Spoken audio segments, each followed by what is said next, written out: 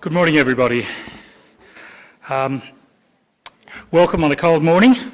Welcome to the Wellbeing in Every Decision, Planning for Healthy and Liveable Region Conference. Before I start, I'd like to acknowledge that the City of Great Bendigo is on Dja Dja Wurrung and Tarangarang country. I'd like to acknowledge and extend my appreciation to the Dja Dja Wurrung people, the traditional owners of the land that we're standing on today. Today we pay our respects to leaders and elders past, present and emerging, for they hold the memories, the traditions, the culture and the hopes of all the Dja Dja Wurrung people. We express our gratitude in the sharing of this land, our sorrow for the personal, spiritual and cultural costs of that sharing, and our hope that we may walk forward together in harmony and in the spirit of healing. Ladies and gentlemen, my name is Peter Seamer. I'll be your MC today. And for those of you that don't know me, which is probably quite a lot, I've been involved in local government and urban planning for a long time. I've been the CEO of a number of councils, including being the first permanent CEO of the mighty city of Greater Bendigo. I was, until recently, the CEO of the Victorian Planning Authority for a decade, which is too long for anybody. And most relevant today, I'm a senior industry research fellow at RMIT and chair the Sector Expert Research Advisory Group, that's a mouthful, which is directly related to the topics we're discussing today, and it's good to see a few RMIT people here amongst us today. I'd like to acknowledge some very special guests we have in attendance today. Some Greater Bendigo councillors, Councillor Jen Alden, Councillor James Williams, and Councillor Penterbridge. We have a number of Macedon Rangers Shire councillors joining us via the live stream. We have a number of very important local government CEOs, Craig Neiman from Greater Bendigo, Darren Fazzard from Mount Alexander, Lucy Roffey from Central Goldfields. I'd like to acknowledge Rachel Lee, Regional Development Victoria and the Director of the Loddon Mallee Region, Nathan Chapman, Director, Loddon Area, North Division, Department of Health and Human Services. I think we have to get these titles a bit shorter. And we also have a number of people from the Loddon Canterbury Regional Partnerships. Before we get started, let's go through some mundane stuff. Toilets are located just outside the door, along the corridor. We'll be having a lunch break at 12:20 before heading back here immediately after that for a remaining plenary session at 1 p.m. Then we will break into two streams, which you have been allocated to streams, and afternoon tea will be served separately to those. All the plenary sessions are being live streamed via YouTube. It's particularly for the councillors from Macedon Rangers. And if you have any comments or concerns with this, please see one of our staff members. I believe we'll be sharing the plenary speakers' presentations and contact details with delegates after the conference. The Wellbeing in Every Decision Conference is proudly presented by the Healthy Heart of Victoria initiative and the Healthy Greater Bendigo with the aim to bring statutory and strategic planners together with health professionals and other organisations to focus on how we can collaborate to create healthy and more viable communities. Now, Healthy Heart of Victoria is a co-designed, regionally owned model aimed at improving health outcomes across the Loddon Canterbury region. The initiative has three components. One is to set up a regional prevention network of health brokers located across the different councils through the region. To the active living census, which some of you might have seen some of the results coming through from Greater Bendigo. And that's an evaluation and measurement tool which will warm the hearts of the RMIT tech heads that are here. The infrastructure and activation is the final part, which is focused on improvements to active recreation infrastructure across the region and the programs that support it. Healthy Greater Bendigo connects people, organisations and industries so they can collaborate and add value to each other's health and wellbeing programs and health promotion and prevention efforts. By addressing the barriers and enablers that make it easier for people to eat well and move well, they aim to support our communities where they live, work and play.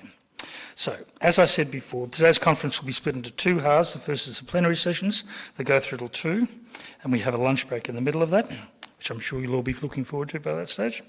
And the second half of the day will host two afternoon streams, one for the planners in attendance to explore how healthy design tools can be adapted to guide land use decisions. The second group will go down to the banquet room. The others will stay here. This will be for the health professionals. But as I say later on, you'll be on your name tags you do have an indicator of which group it is, but don't bother looking yet because it's two colour schemes and I can't remember which one's which. So we'll come back to that in a couple of minutes. After each plenary session, we'll have some time set aside for question and answers from each presenter, and we'll be conducting these via the Slido app, which means you'll be able to log your questions as the thing goes. So don't put your hand up halfway through the middle of someone speaking. But we may have the opportunity of taking some live questions as well as the ones coming through on Slido. The Slido login code is 5723, and details of how you do this is in your conference booklet. Those attendees who are not here but live streaming today can also ask questions on Slido. I want to highlight that we've got an excellent quality group of speakers with a variety of backgrounds. So I encourage you, not only for the speakers but also for the attendees, to actually meet people that are here and have a chat about things and make some connections, because that would be evaluating the whole exercise. Now, I'm delighted to introduce our first plenary speaker for today, Dr. Anna Stevenson. Anna currently heads up the Health in All Policies team in the Public Health Division at Canterbury District Health Board. It's Canterbury, New Zealand. She's qualified in medicine at Auckland University and has worked all over the world in clinical positions. Having retrained in public health medicine, Anna now leads the Health in All Policies team at the board. Their groundbreaking work has been recognised internationally, including the World Health Organisation. Since her early clinical years, Anna has had a strong interest in how the environments we live, work and play affect our health. Her team has helped build a culture of collaboration and partnership, sounds very much like what we're trying to do today, and works with planners and policies makers to ensure that health and wellbeing concerns are explicitly considered during the policy process at all levels of government. Please join me in welcoming Dr. Anna Stevenson to the stage, and I remind you to post any questions you have on Slido. Anna.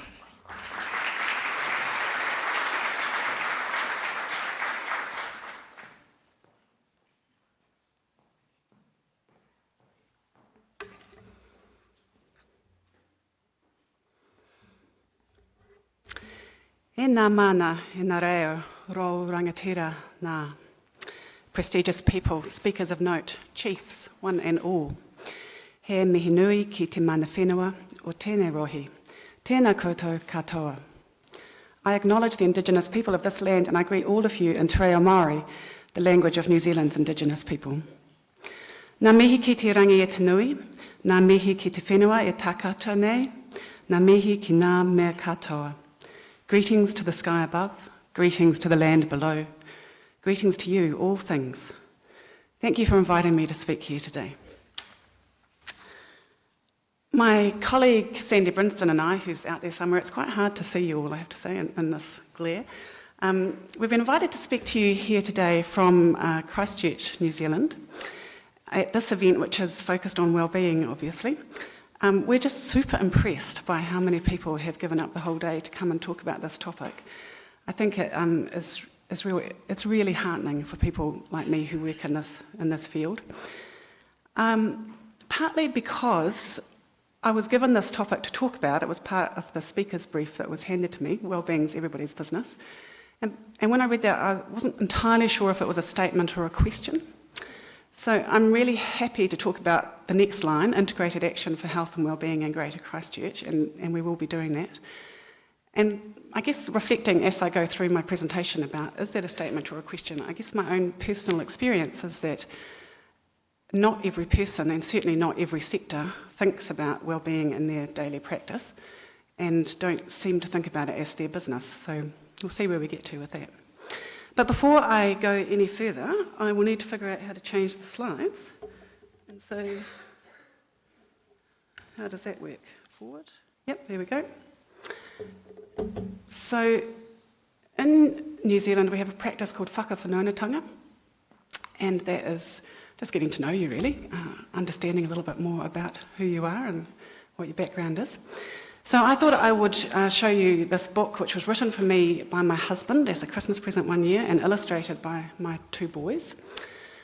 Dr. Stevenson rides a bike, and indeed I do. And I have blown up one of the pages there for you showing the fluorescent vest that I wear when I'm heading out there. And on that vest, it talks about the things which are really important to me, the roles that I have in my life. So yes, I am a doctor, but I'm also a daughter, I'm a wife, I'm a mother, I'm a friend, and I'm a cyclist, which is quite important when I'm wearing that particular vest. So I'm a woman of a certain age, and I'm old enough to have experienced illness, much more than I ever thought that I would when I was younger.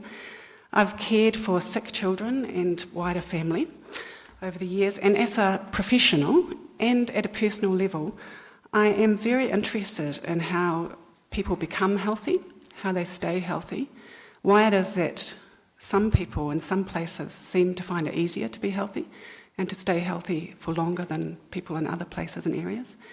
And I'm equally interested in how it is that some people become sick earlier and more often than other people, and what are the divergent pathways that lead to those different outcomes.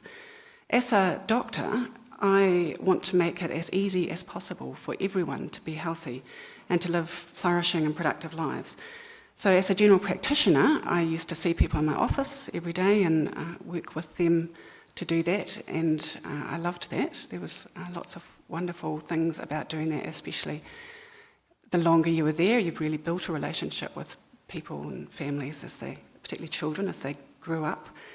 But now I work in public health, and along with my colleagues, our stated job is to create and support health-promoting environments. And so I work at the Canterbury District Health Board, and this is the infographic that they have put together to explain what they do. Canterbury, I think like many health boards, is really interested in putting the patient at the middle of everything they do. And so you can see there the patient's home. We try and do a lot of home-based delivery of care. And the hospitals out the side there, which are meant to be accessed, only when necessary, absolutely necessary, I suppose. So as a public health service, when we saw the first draft of this picture, we worked with them to integrate a whole lot of what we would talk about as determinants of health and wellbeing. So you can see there's a smoke-free sign there right by the house, and that reflects almost 40 years, in fact, of legislation and policy, which has led to a dramatic reduction in the number of people who smoke in our country. One of the strongest health interventions possible. Still today, that would be one of the best things if people could stop smoking. You can see that there's a stand there selling fruit and vegetables. So we're talking about easy access to affordable, healthy, nutritious food. Got public transport there and many different varieties of activity. You can see a Maori whare, a marae there, and that speaking to the importance of cultural identity as the basis of health and wellbeing. So we feel that this is a really integrated approach and acknowledges the importance of keeping people well and what's required to do that as being just as much determinants of health as it is to have a really good health system, or what I've been referring to as a disease management system. And this is the Public Health Unit, which is a division of the Canterbury District Health Board, and this is where I work. And so I've already referred to our goal, which is about improved environments that support people's health and wellbeing. And in that little picture there, you can see all of the areas that we in our unit particularly focus on, and there's some words there around healthy public policy, which is the focus of my work and has been for the last decade or so. We could spend the whole time talking about this, but it's just to show you. And for a little bit more context, our public health unit works on behalf of 3 of the district health boards in Christchurch. So Canterbury, South Canterbury and the West Coast, which are outlined there on the graph in the South Island there. I don't know how many of you have been to New Zealand or to the South Island and know what we're talking about. So we service about 600,000 people in the community. So that's me, that's where I come from, that's my background, and hopefully we'll get a chance to swap backgrounds over lunch. This infographic, which I realise you can't see the detail of, don't worry about that, is what we often put in front of people to show what we've been doing over the last 15 years. So this is a program of action that started actually before the slide starts. We didn't have enough room on the slide to talk about Healthy Christchurch, which is probably the equivalent of Healthy Greater Bendigo, I think. And that started just over 20 years ago in Christchurch.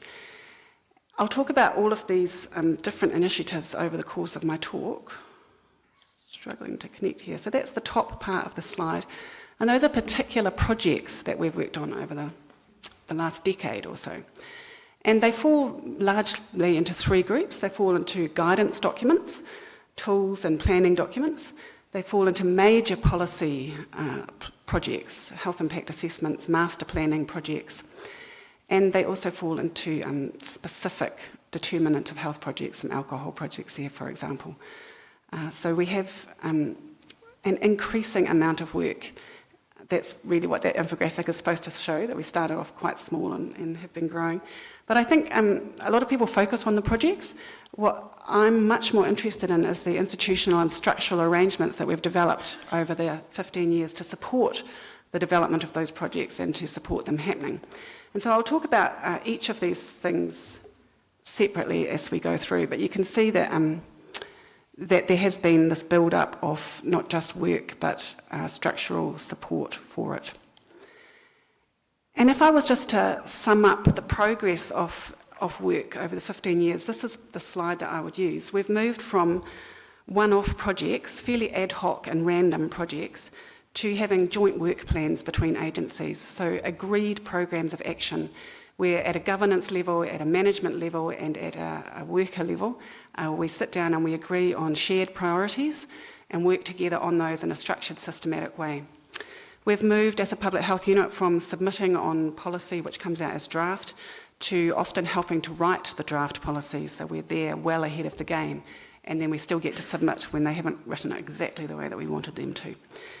We've moved from just individuals who are passionate about a particular issue getting involved in a project to institutional training, certainly within our district health board and within our key partners, our regional council and our local council, and expectations from a governance level down that this is the kind of way that we will work and is the kind of work that we will be involved in. We no longer have organisational silos. We have gone as far as having regular secondments between agencies. The idea of instrumental learning, where somebody is given a project to do and they just carry it out and do it and deliver on whatever the KPIs that they've been told are, we're not quite so interested in that anymore. We're interested more in this idea of conceptual learning. So a project arrives and we start from the beginning and we say, well, is this really the project that is going to do the best work for achieving the shared vision that we have of health and wellbeing in our communities? And we ask the questions, and we've got permission to ask those questions really early on. And then we feed that all back, and there's an evaluation, and we see what's happening there. So there's a lot of learning that goes on in those projects. And we've moved from health impact assessment, which is the first project that I will talk to you about. We've moved from doing essentially a topic, health, to integrated assessment. And that will be covered in a lot more detail and depth in the workshop this afternoon and in the talk that my colleague Sandy will be giving. So this is the health impact assessment. This was a high-level policy assessment that I led back in 2005, 2006, and we ran that on the Greater Christchurch Urban Development Strategy, which was the master plan for the entire region. And it was a huge learning curve. Until that time, the Public Health Unit had had specific tasks that it did, largely around checking that water quality was actually pure. And there was really very little contact between the city councils. There were several councils responsible for delivering on this urban development strategy. Very little contact between them and public health in anything other than a statutory way.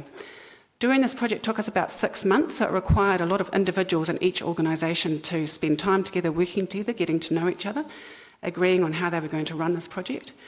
We had significant community involvement, which was not quite a first, but pretty much really. We had a whole work stream which revolved around engaging with Ngāi Tahu, who are the iwi, the indigenous tribe who live in our area. And that led to a lot of other work, for other people. But really the key outcome for us was the learning for all the parties involved. This particular health impact assessment focused on 6 different determinants of health, things like water quality, air quality, social cohesion, transport.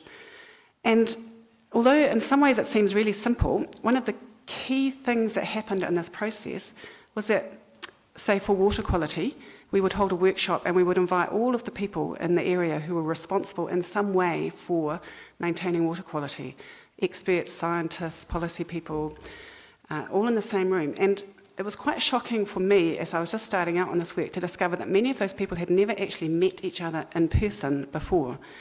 They had taken potshots at each other in the newspaper and the media. They had fired off various legal things at each other for things that they disagreed with, but they'd never actually sat down over the table and got to know each other. And that was the groundbreaking intervention for how we carried on this work. It seems so simple, and you wonder why doesn't it happen? But it required this process to make it happen. And the end of this project has turned into a job share. I took up a role at the City Council and worked there for several years, job sharing between the Public Health Unit and the City Council. And that role was to educate the Council about public health and to educate the Public Health Unit about the role of Council and what they did. And another role that came out of that was a Health Impact Assessment Project Officer, which ended up being a 2-year position that was funded by the Regional Council, the City Council, the Public Health Unit and one of our primary care organisations. And numerous other things that came out of this one particular project, but it certainly was not a one-off impact. One of the projects that came out of the time that I worked at the City Council was this document, Health Promotion and Sustainability Through Environmental Design, a guide for planners. We based that on the work of Hugh Barton, who is a town planner in England, probably retired now I would say, and he had worked with the Healthy Cities program in Europe for some time. We worked with the planners in our City Council and they came up with this list of 14 what we call determinants of health. But these were the things that they thought were really important for them to consider in their work. And that is a big glossy document, solid, lots of photos, very pretty. And we invited a woman, Stephanie Knox, who is a planner here in Victoria. And she came over in 2008 and ran a 2-day workshop for us in Christchurch to help us figure out with the planners how we were going to do this in day-to-day practice. So it feels really nice to be able to come back 10 years later and try and give back a little bit here. In the process of that relationship between Council and Public Health Unit, we started to think a lot more about this language issue and the way is that often we're using the same words but we don't mean the same things and we don't know that we don't mean the same things and we can just slide past each other without realising and that leads to conflict later on. Sometimes we're not using the same words, but we do mean pretty much the same thing. And so we had to come up with translation packs, really, and these are some of the key ones for us. So we found that in Council, they were talking about wellbeing, and we were talking about health.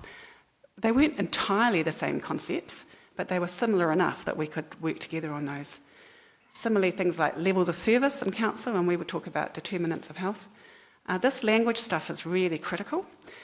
Can't overstate it enough, really, is how to learn to speak in the other party's language. If you ever wanted to know what it looks like when a city falls down, that's what it looks like. And that happened in February 2011 and was a really, there's always people who tell you those Chinese characters, crisis, opportunity, all that kind of blah, blah stuff. This was a major crisis, but it was also an opportunity for this program of work.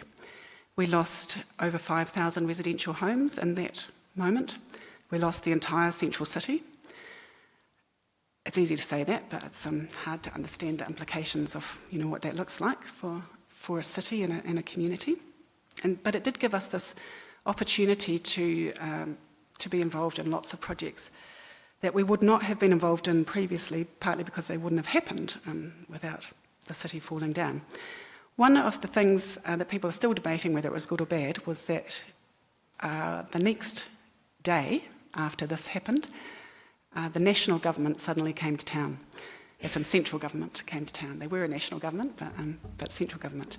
So we went from being pretty much run by our local city council to being run by a central government entity called the Canterbury Earthquake Recovery Authority.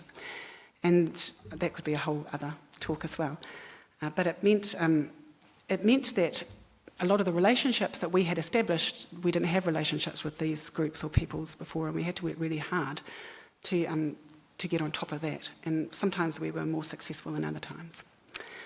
So one thing that we did pretty much straight away was we took that guide that we had already developed with the council a couple of years earlier, and we said, well, what do we need to do in an earthquake when we're rebuilding a whole city? What would it look like if we were really building our city with health and wellbeing as the core goals of rebuilding?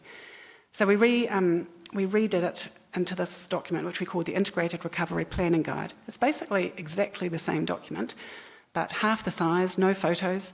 We had a whole lot of we used the civil defence framework, and we were really trying to reassure people that we weren't asking them to do anything different than what they would already be doing, things that had already been agreed on and mandated previously, but trying to remind them in a crisis when you're literally running around hardly able to breathe, let alone think, you need help.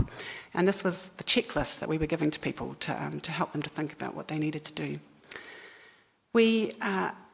That was the cover of the first edition that we put out, and we only put out 50 copies, and we had it evaluated straight away, which is something that people often don't do, especially in a time like that of enormous crisis. No, we didn't have an office. Our office had fallen down. The City Council was working in the art gallery, which was a new building and was still standing up, but the City Council wasn't standing up. So it was a pretty frantic, harassed time. But we still thought that it was important to evaluate whether this document was going to be useful and used by those people. And so one of the very first pieces of feedback that we got back was about the logos on the front of the cover. And we thought that it was fair enough to put the logos on the cover because these were the entities that had paid for this work. But a number of people said to us, oh yeah, that did come across my desk, and I saw that it had Canterbury District Health Board on the front cover, and I thought, I've got nothing to do with the Health Board, nothing to do with me, busy, put it in the bin. And so that was a really obviously clear message to us about the lack of understanding of the relationship between health outcomes and, in this case, particularly urban planning. So it was important to us to evaluate it to make sure we had the language right. And the next edition, we got rid of all the logos. We got rid of the forward, which was written by the Health Board's Chief Executive Officer, and we put it at the back just to keep everybody happy. And we started to talk a lot more about this concept of health and all policies, which is a terrible name, but it is just what we've got. The World Health Organization has been fronting this program of work for a long time. And so it's this idea that good health requires policies that actively support health, as it says there. And this is the definition that they developed called the Helsinki definition.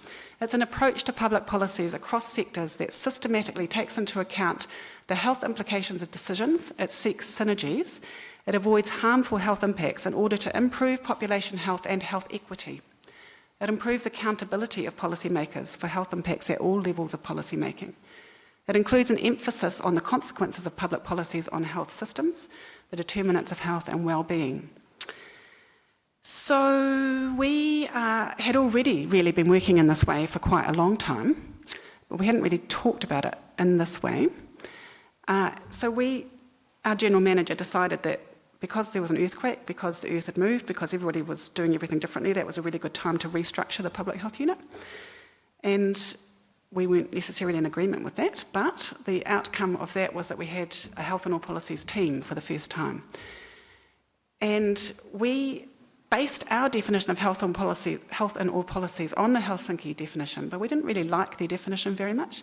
It felt to us quite aggressively imperialist in a way. It felt that the health sector should be in charge of everything and that everybody should be just doing what the health sector says. And that wasn't really the way that we wanted to work at all.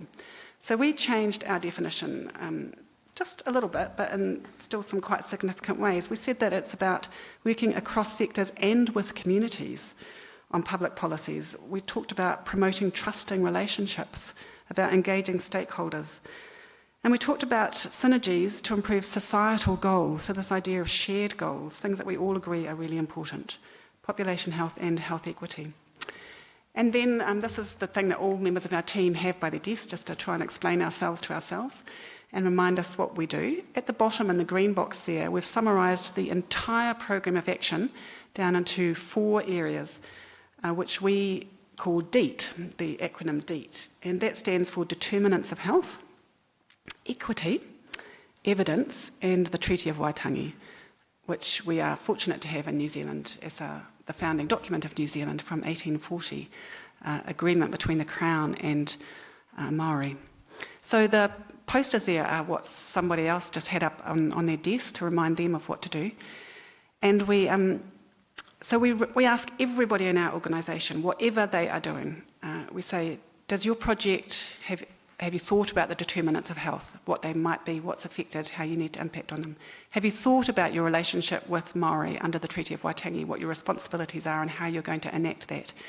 How are you going to make sure that the people affected by the work you do, that there are equitable outcomes for everybody? And what is the evidence for the work that you're doing? It's amazing how much work goes on that doesn't really have much of an evidence base.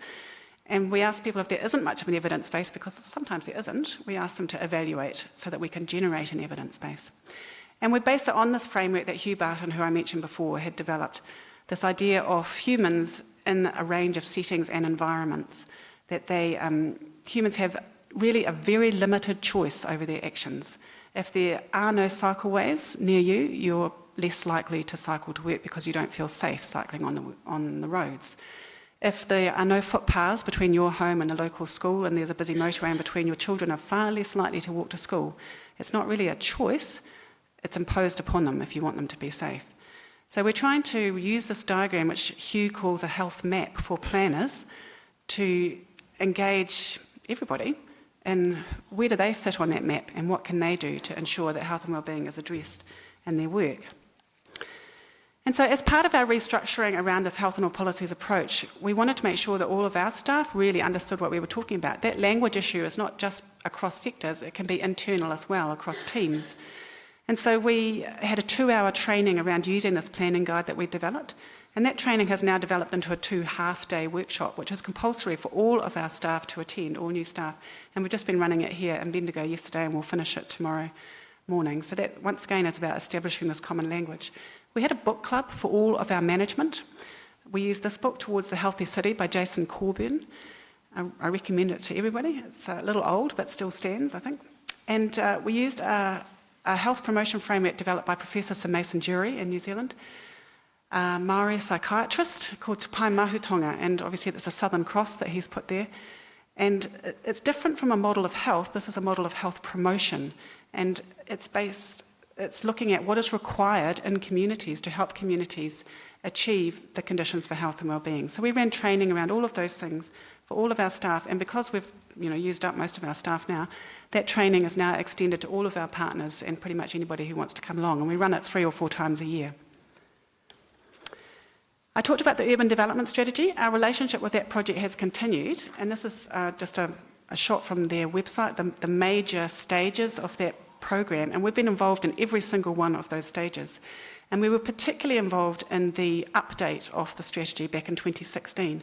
So back in 2005-06, we submitted on the project. In 2016, we helped write the whole strategy.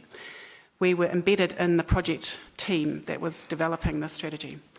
And if you want more detail about that, it's been written up as a case study in this book by the World Health Organization, Progressing the Sustainable Development Goals Through Health and All Policies. And I just wanted to focus on the, I don't know what they call it, the key graphic, I suppose, for this urban development strategy. The big change that we managed to get in there was the red section there, the focus on equity, which had not been there at all before. And sometimes, it can feel like it's just words on the page. But actually, in practice, as I say, we're still really involved with this, and we see this playing out. We see planners really struggling to understand what is the impact of their work on the equitable outcomes for everybody in the community. So that was a big change, and in the other areas, we had input into all the other areas as well. We developed over time a whole lot of tools and frameworks, and some of these will be presented this afternoon. That's the 3rd version of the Integrated Planning Guide that we talked about. It's only just come out last week. We took recovery out of the title this time because we figured we were all sick of recovering, and we wanted to just turn it into business as usual. So you'll get a chance to see that this afternoon. The middle document, Integrated Assessment, is an assessment tool that had been developed just prior to the earthquakes and had been used once on a large regional water management strategy with a focus on sustainability. We took that tool that had been developed and we basically built it up, and it will be officially launched at a conference in Adelaide in November, an impact assessment conference. But you'll get to see an advanced copy this afternoon if that's of interest to you. And so that is, instead of having just a health impact assessment, as it says, it's an integrated assessment, cultural, social, environmental, sustainability, the whole lot. It's a bespoke tool that you can use for Largely big projects, master planning projects is what we've used it on, but we've found it to be an extremely effective way of engaging all relevant community members in the process. And yeah, we're very proud of that, really. And then this other document, Tools to Support a Health and All Policies Approach, is a summary of all of the different tools. So I've presented you with two particular ones there, but the third document is a guidance to everything that we've got available. And these are all on our website, should you want to pursue those. I wanted to speak just a little bit more about this relationship issue. We just don't work in a siloed way anymore. I had a speech from the CEO of our regional council a couple of years back, and he was saying, why would a regional council whose focus, it's environment, Canterbury, our focus is on the environment, so why do we want to work around health and all policies? And he said, well, apart from anything else, it cuts my legal costs almost to zero. And we were really intrigued by that. We hadn't sort of picked up on that until then. But it's true. Prior to us developing these relationships, we were in court a lot. We were holding them to account for not delivering on whatever, and they weren't happy with us about something, and there was a lot of money that was being spent on lawyers and court proceedings. Nowadays, we tend to pick up the phone and talk to each other and work it out. It seems so obvious, so simple, and why is it not happening? But it wasn't happening. And it's taken this work program to achieve that. And that's just one of the outcomes. But certainly the CEO of Environment Canterbury will rave to you about working in this way and the benefits of it. This is a recent project that we've been involved in. I talked to you about the Canterbury Earthquake Recovery Authority, who came into town like, knights riding on horses immediately after the February earthquakes. And one of the projects that they did was develop something called the Canterbury Wellbeing Index. And so they worked out what did they think were important indicators of recovery, and they've been assessing and surveying and measuring. And that's a paper document that they delivered initially every 6 months and then annually. And then finally they decided they were a bit tired of being in Christchurch and they wanted to go back to the capital, Wellington. And they handed over that project to us in Canterbury District Health Board, and that got handed to us in the Public Health Unit.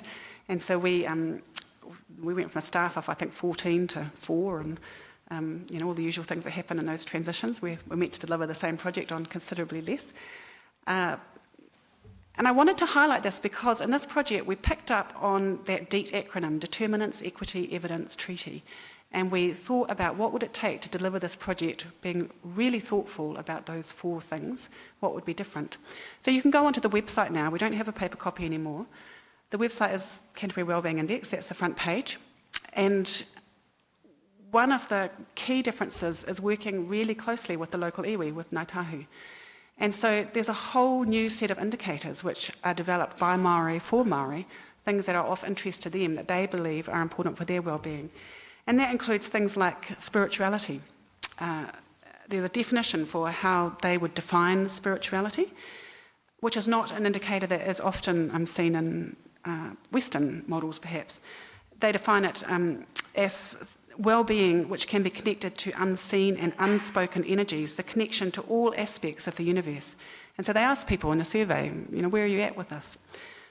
Things like tribal identity. Do you know your tribal identity? Do you know where you come from? How confident are you in speaking in te reo, in Māori language? And these are the kind of indicators that were really important to our local iwi, along with all the other things that you would expect: housing standards, income, access to transport. But if you look at the Wellbeing Index today compared to how it was started with the national project, almost completely different. Not unrecognisable, but extremely different, because of this focus on working with them, using that DEET acronym as the basis of it. Another thing that we've done is develop these joint work plans. We've got 2 very formal work plans, one between the Public Health Unit and the City Council, and one between the Public Health Unit and Environment Canterbury. And they used to be paper-based documents, and they used to be fairly separate. But then we've developed this into an electronic portal, we call it, and it's a tripartite portal. So if, as a manager, you can go on and you'll look at that screen, and it will tell you the areas that we're working in, and it will tell you all the projects that we're involved in under those areas, and give you, the traffic light, yellow, green, red. And then you can go delve right down into that, and you can come up with, right down to the project plan and who's actually doing the deeds and all those kind of things. And this portal has really transformed the way we work. It's accessible internally and externally, and we has now been picked up by other agencies to use for their own partnership work. It's a tool that enables partnership working. So we're pretty proud of that. Something I wanted to focus on was this idea of trust. And partly, I wanted to highlight two papers that have recently come out. One is from South Australia. The Health and Policies team in South Australia, who work at a state level, have been really, really well evaluated by staff at Flinders University.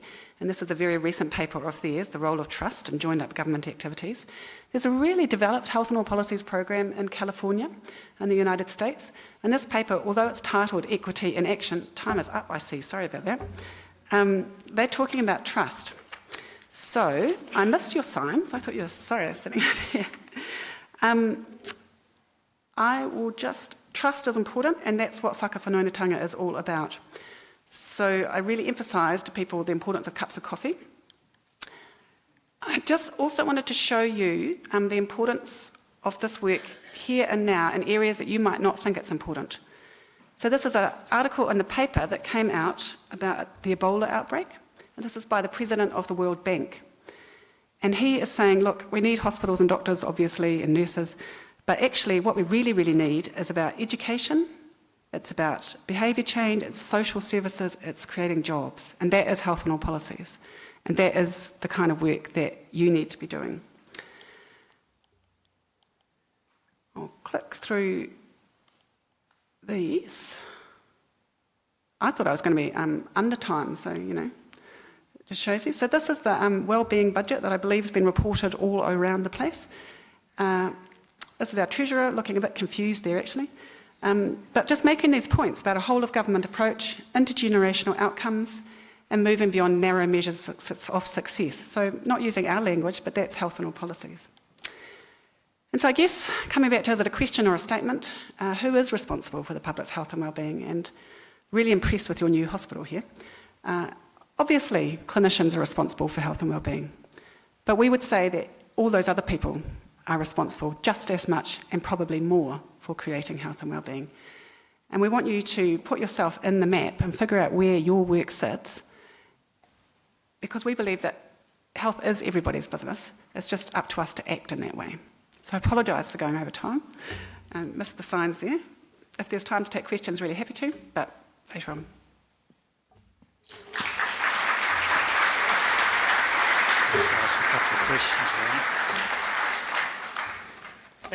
Thank you so much. Sorry about your voice. We'll obviously have to pay you twice as much as for the sort of the pain and suffering you've been through. Twice as much of what we're paying, which is not that much, I would imagine. Now we've got this Slido system working, and I have one question which I think is a good one. How does the board check the equity of its impact for its rural communities in comparison to its urban communities in Christchurch? This is obviously an issue because one of the reporters was asking me about that earlier before too. We use data like you do, figuring out what are the equity issues. We listen to the community about what is important to them. Sometimes the data doesn't match what the community thinks is important. But then our brains are not big enough, basically, to do all the things that we need to do. So we really rely on tools. One that we use is the Health Equity Assessment tool. It's online, you can have a look at it. Mostly, though, we use that planning guide that I referred to, and we just use it, and it reminds us to think about these things, to ask questions, to communicate, to figure out what the issues are and what the best plan is. I don't have a, do this, do this, do this. These are complicated questions, and the answers are usually complicated, and you have to take time to work it out. Just another one is or was there a reluctance to work with community, particularly people living in poverty? If so, has your work addressed that? Making this easy for you. Yes, I don't think there was reluctance. In fact, in New Zealand, I'm not sure how it is in Australia, but certainly the local councils are mandated to work with communities, and they have a whole series of what they call community outcomes, and they have to consult with the community, probably far too much. It's a very expensive and convoluted process that isn't necessarily cost efficient. So there's not so much a reluctance to engage, but there is a lot of confusion about how best to do it. And there's a lot of confusion about who speaks for the community, who are the people that should be speaking for the community. And what we did find, and still do find, is that there are certain voices who get heard more than other voices. And you have to work really hard to figure out who you're not hearing from and then go and find those people. So one of our big projects, the City Health Profile, we decided that elderly people weren't being heard from, and young people and young mums. So we went into rest homes and retirement villages and held consultations there. And we went to libraries where young mums often go with their babies. And we had a specific process around engaging with Māori whose voices never heard proportional to their numbers. So you just have to really focus on it and make it happen. Just one from me. You've talked a lot about collaboration. Can you give us an example of something where you changed the collaborative process that actually made a significant win for the community that probably wouldn't have happened otherwise? Well, I think that Wellbeing Index that I presented is a classic example. I mean, prior to that, the local iwi didn't feel that they were there at all. The things that were of interest to them just were not being measured or understood as of important to them. And so for them to be involved from the very beginning of the process, at the conceptual stage, was a huge, huge win for them. And we've got a video that they did for us, I think it's about 10 minutes long, where they talk about how that changed everything for them. And that project, while it's an evidence-gathering project, not so much an action project, which maybe the question is more interested in, the process of developing that project has built those relationships, which has enabled other work on the ground to happen.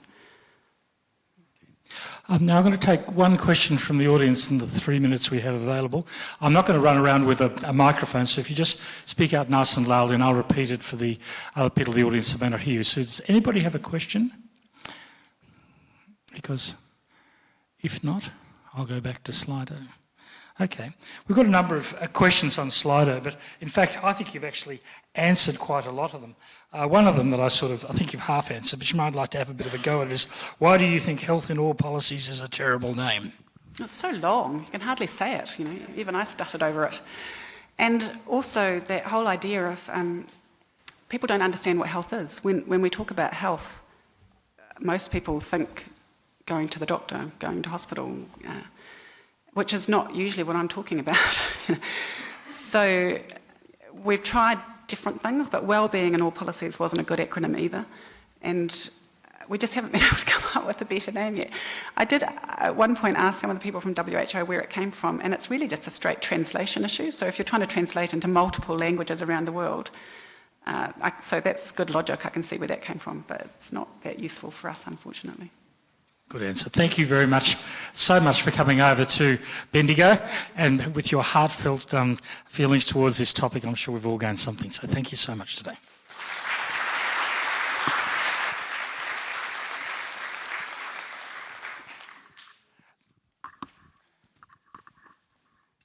They've given me pieces of paper and they've given me an iPad, and somehow or another I've got a microphone. I need another arm out here to do something.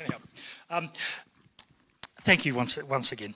It's now my pleasure to introduce Dr. Melanie Davin to the stage from RMIT.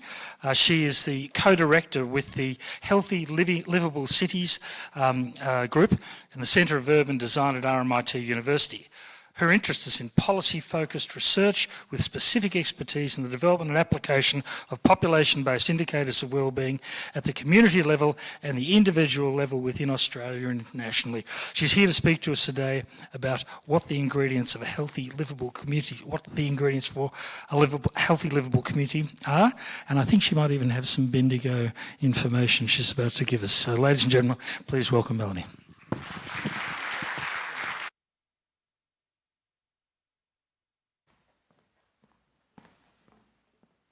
Thank you very much, and thank you for the opportunity to speak today. Thanks, Julie, and for all your organisation as well. And thank you for your wonderful talk. I cannot believe how far we could be, but how similar our interests could be. So it's fascinating, but it's wonderful to be here. So I'm going to talk today. I'm going to give some ideas and really follow up exactly some of the things that Anna's already spoken about. And there's so many common themes. I think one of those being that We have many things in common, but also the importance of communication, the importance of language, the importance of relationships and how far this goes. That we do not work in silos, we are working across many organisations in partnership, and it really comes through with the presentation as well. So to start with, I'm going to talk about livability. So this is the focus of our research group. I'm here today and I represent the whole team. It's not just me, it's not just my work, but this is team-based collaboration. My colleague and fellow director, Professor Billy Giles-Cortai, really came across to Melbourne back in 2011-12, and we have done a lot of work since. My other colleague, Claire Boulanger, is also here, is going to be running this session this afternoon, a more active session. So this comes together as a whole piece of work over a number of years. But we came together with this definition of livability. And as you can see, it really is that the same sort of descriptions that we just heard from Anna, what we need to have a livable community. This came together through a large piece of research, really came together with a whole interdisciplinary group. We all had our own ideas. I was leading Community Indicators Victoria at that point of time as well. And we went to the literature. We went to grey literature, we went to academic literature. We had to come up with an actual definition. So this is our definition, and this is everything that we work by. And since around 2012, we released a report 2015, and publications and so on. So our definition of livability is actually based on the evidence. And one thing I would say about our work and what we do is that I see us as a tool. As you heard, there are many, many different pieces of the pie that come together to make this work happen and to build these healthy and livable places. We provide tools. We don't do everything, but we're here, like the whole idea of collective impact, where there is one piece that we would like to work with people. We cannot do everything. We don't do everything. We can't know all the communities, but you have people who do know those communities, and we're here to work together to understand it. So please, when you hear this research, I also want you to think that we are not the academics that come and tell you what to do, but more we're coming to say, these are things that we can do, and think about how we might be useful in the work that you do, rather than coming to tell you what to do. It's a very different approach in academia. We're here to try and make knowledge useful. We're trying to impart it, we're trying to translate it, we're trying to create impact. But it's partnership that makes that happen. So in terms of our livability conversation, we started with it, we introduced the term. This is the simple version. I put this conversation piece up only because it's the simple way of trying to say all the technical things we would do in academic language in 800 words. So it's a really nice piece to look at for people who aren't sure. And then people say, livability, what does it mean? And I say to them, well, what do you look like when you're looking for somewhere to live? You look for things like, where's the transport? Where are the shops? Where are the schools? How am I going to get around? Where are the parks? Where are the doctors? Where are the services? These are the things we all look for.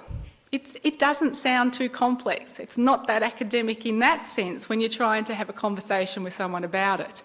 So there's a simple version of how to have a look at it. But also we could break this down into domains. So we take that longer conversation and we can break it down into a number of domains. For us, we're really looking at the environment where these things are located, the spatial location of these factors. Where do people live and where are these things? And you think, oh, well, it's just a few domains, doesn't look that hard really. What did they spend all their time doing with that money? Well, here you go. We actually went through, you can see this is actually around 7 or 8 years of research. Paper after paper, after paper, after paper, after paper, after paper, and I have to say, this one killed me, nearly killed me. This is social infrastructure. For people who don't know, it sounds like a bit of a jargon term, but it really are the public goods and services, or the public services, social services that you need across the lifespan. So I think that doesn't sound too bad. That was a nightmare. There was actually around 16 things that we identified within that one domain just to cover social infrastructure. Then we kept going and going and going. So people say, why? Who cares? This talk of livability, well, it sounds great. You've got a livability index, and I'm not going to have that discussion now because that is a black box. We really don't know about why they came up with those ideas. We use the evidence to drive. Why should we be looking at these factors? And we did that. So we came up with our definition. But why is it important? Because of language. There's our familiar picture again. So really, what does livability do? In my simple way of describing it, I say livability describes the social determinants of health. Now, if I go into an environment that's not aware of this language, not conscious, not interested, social determinants of health sounds really boring for someone who's not in the health sector. And often for people who are in the health sector, this is not their priority. Something like 2% of our state budget is spent on prevention. It's so tiny. It's actually dealing with all the crises. So this doesn't get a lot of attention, but we know it's so important. Where you live, learn, work, play, age, you're born, these are the things that really ultimately determine your long-term health outcomes. And it's just not fair for some people. We know that health can be determined by your postcode. So why do some people have great access to these things and other people don't? That's part of the mission that really drives me to do my work. I think we need to make more equitable societies as well.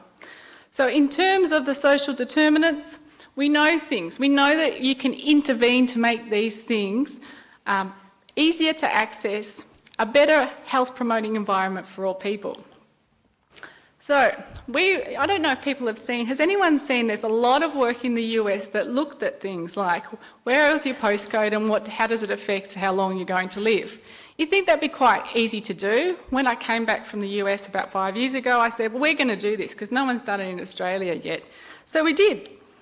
We were looking at this sort of work in the US. They talk about the inequity, talk about environmental injustice, I should say. So we went ahead and we produced it. We did it for Melbourne. So we did along the train line, how does this make a difference to your health? And you get to see that picture of socioeconomics playing right out in front of you.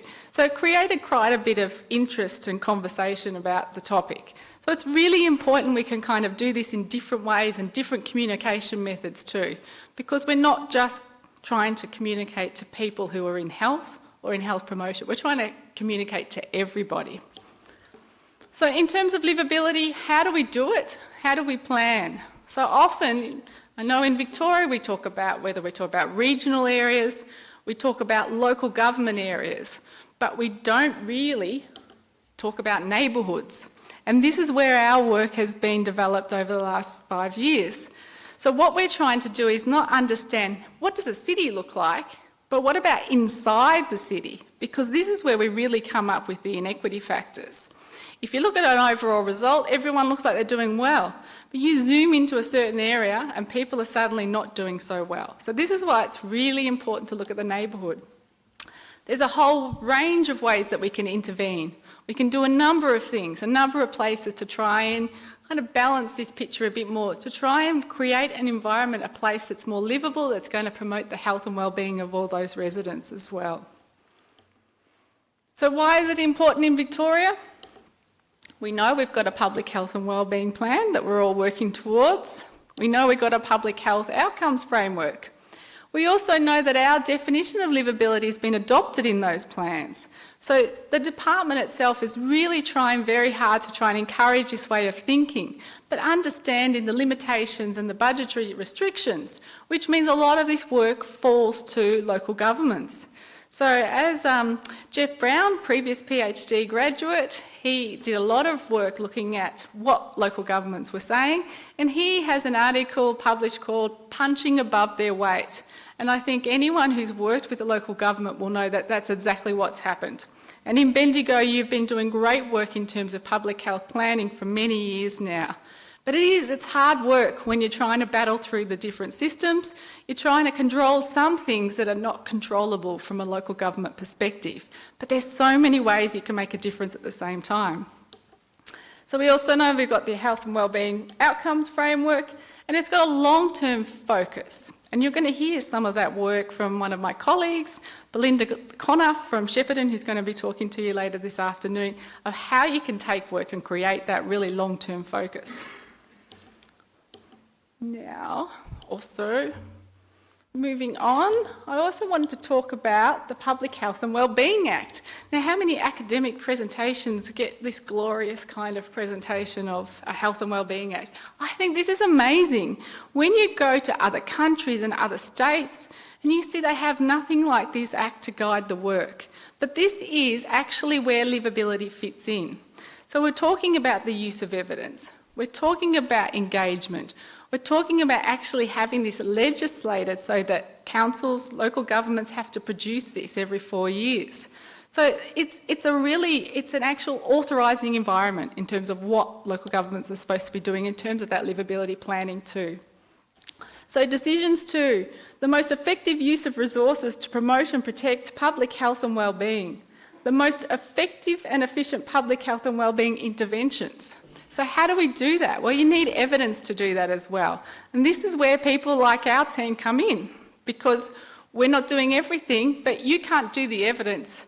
You can't test all the interventions and not have support. So this is where we're also useful in that piece. The lovely plan of Greater Bendigo Health and Wellbeing. So you can see you're working towards those same principles, approaches, focuses as well. So why is livability important in Australia? Well, we've got this great national policy context, which is the National Cities Performance Framework. So this is where all 21 largest cities of Australia are currently being measured in terms of their progress towards a number of goals. These are really livability goals. So two of the indicators we've produced on public open space and access to transport have been adopted and included in this National Cities Performance Framework. Aren't you lucky? Bendigo is one of those 21 cities. That's brilliant for you. It's also good because we're producing indicators for those 21 largest cities, which means that we're going to be providing evidence that Bendigo doesn't have to, but this is evidence that the community can look at. This is evidence that people working in policy, working in health can actually draw on to get a sense of what's happening in the area. Why is it important internationally? Okay, we're sitting in Bendigo. How does this all connect up? I get the Victorian bit. What about international? No one's talked about these yet, and I'm going to bring them up. The Sustainable Development Goals are so important. So this is 193 member states of the UN that have come together to say, this is the sustainable development that we want for 2030. This is really important because Australia is trying to be measuring and reaching these goals, so you can see the link to the National Cities Performance Framework as well. These trickle down to the city of Greater Bendigo as well. So we're fitting together in this whole pie. Importantly, there's a couple of goals that are really important in here, and I'm going to highlight a couple. So this is Goal 11 on sustainable cities and communities. Two things I really like about this, and there's something like 169 targets for all of those 17 goals, so you can look at each of those targets. These are some of the targets for Goal 11. By 2030, provide universal access to safe, inclusive and accessible green and public spaces, in particular for women and children, older persons and persons with disabilities. That's an amazing goal that we have to be working towards. The next one, support positive economic, social, environmental links between urban, peri-urban and rural areas by strengthening national and regional development planning. Now, isn't that a great authorising environment again?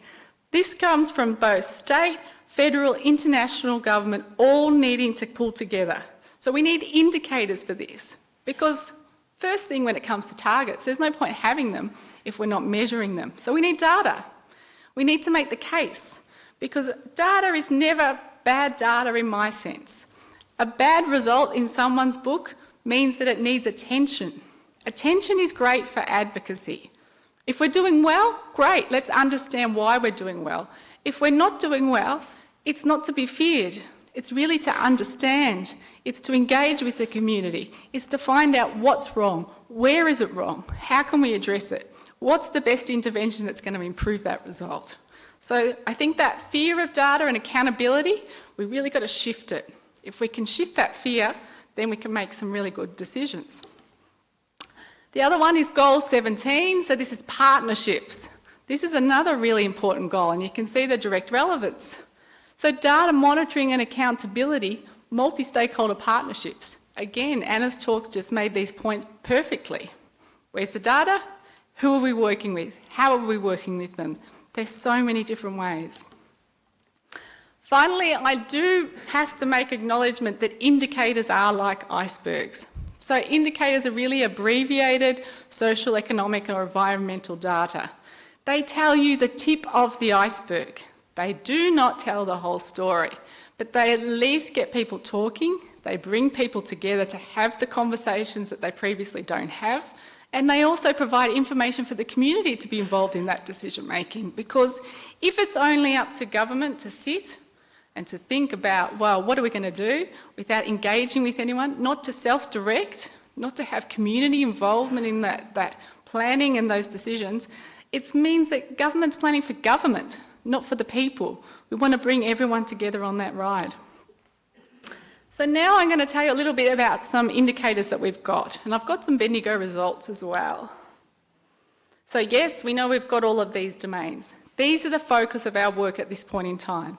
It's not to say that our framework can't expand, but we've got to start somewhere. And for each of these domains, we have a number of different measures.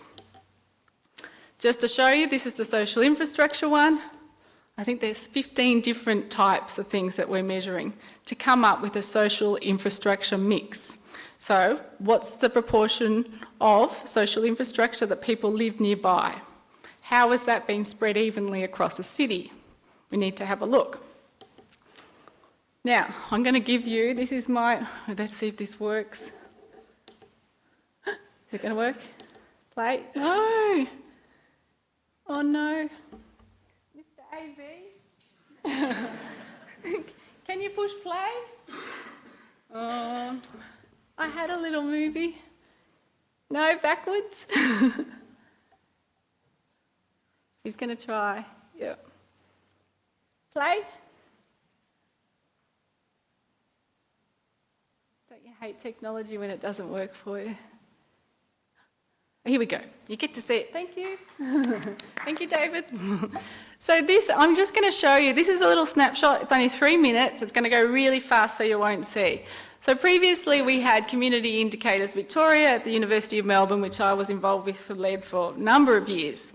Since moving to RMIT, we said we need to do bigger and better. So we're going to do this across the country now, and we're going to provide indicators not at a local government area level, but we're going to do it for neighbourhoods across the cities. Well, as I mentioned before, we've got 21 cities across the National Cities Performance Framework. Bendigo is in there. You get these data. So we're building a whole digital infrastructure now to hold all of these indicators. People can go through their drop-down. It will take you in, give you a look. What are we seeing? For this one, we're looking at the proportion of people who live within 1K of an activity centre with a supermarket. So if we need to have a health supporting environment, we need to access healthy food. Where are the easiest places to access healthy food? Supermarkets are big drivers. We can also do things like look at local fruit and veg suppliers, different sorts of shops, and we've done that in many different areas. So this is the kind of thing that we've been building up. And it's been a long, long piece of work. We're waiting on some funding news. Fingers crossed to the ARC gods, look nicely upon us in November. But we're planning to release this in in April, February, April next year. So this is going to be a resource for everyone to have. So this is a really big piece of work, and really it's software engineering, because there is nothing like this. We don't have this in Australia. There is no software that will do this. We have to produce everything from scratch. But you can see, you can go in, you can look at results from a suburb level, from an LGA level, for a neighbourhood level. And when you look at the neighbourhood levels, which are SA1s, we refer to them on this version, that's when you see the real difference. Everything can look okay at a suburb. Everything can look okay at a city. But when you get right down in, that's where you see the differences. I do have some results that I can show that aren't as beautiful as these for Bendigo, and I've got them at the end of my presentation. So I'm going to move through. It will stop in a second.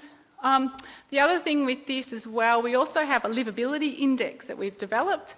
So Carl Higgs has been doing a lot of work on that livability index over the last few years, and that will be available. And so we're able to replicate, we've done it for Melbourne, but we can replicate for a number of different cities. So people will be actually able to go in there, have a look at what the livability looks like in the area, but then look at the individual factors. So if you're going to be planning an intervention, where do you plan that intervention? Where's most needed? You can look at this. Okay, now I'm about done. I can hear whispering, so I hope there's some interest in it then. So you can see we've got Sydney on here. You can zoom in, you can look at different geographical features in the background as well. And we will just continue to expand what's in this over time. What we launch with will not be what we're going to end with. It's going to be something that grows with time, over time, and we can have more and more in there. Things like tree canopy coverage. I know my colleague Marco Amati, he's been doing a lot of work across Victoria and New South Wales. We'll be able to include those sorts of indicators in there as well as some of those domains. But things like where do people have access to a public open space? Where do they have access to food? Where do they have access to transport? All of those livability domains will be covered. Thank you, David. We could go back to the slides now. Oh, fabulous. So now, just quickly, I'm probably going to be using up my time, but I wanted to tell you about regional areas, because I know when you have somebody, particularly an academic, come in from the city to Bendigo and you're like, well and great, that all works in the city, that's fabulous, but what about in country areas? I can tell you it does, it really does apply. So I'm going to show you some of the livability assessments that I've been doing over the last couple of years. One in Benalla, one in Shepparton, one in the Mitchell Shire, which was actually 5 different townships. So in somewhere like Bendigo, you might say, the major city is Bendigo, and we'll concentrate on the area of Bendigo. When it comes to other areas, they say, no, it doesn't work for us like that. Mitchell Shire is a great example, because it really goes from out northeast Victoria all the way down to sort of peri-urban Melbourne, okay, down to Wallen and those areas. So we did all of those towns separately. And that's really an example of how you can apply the methods and the process to make it work for people in different locations.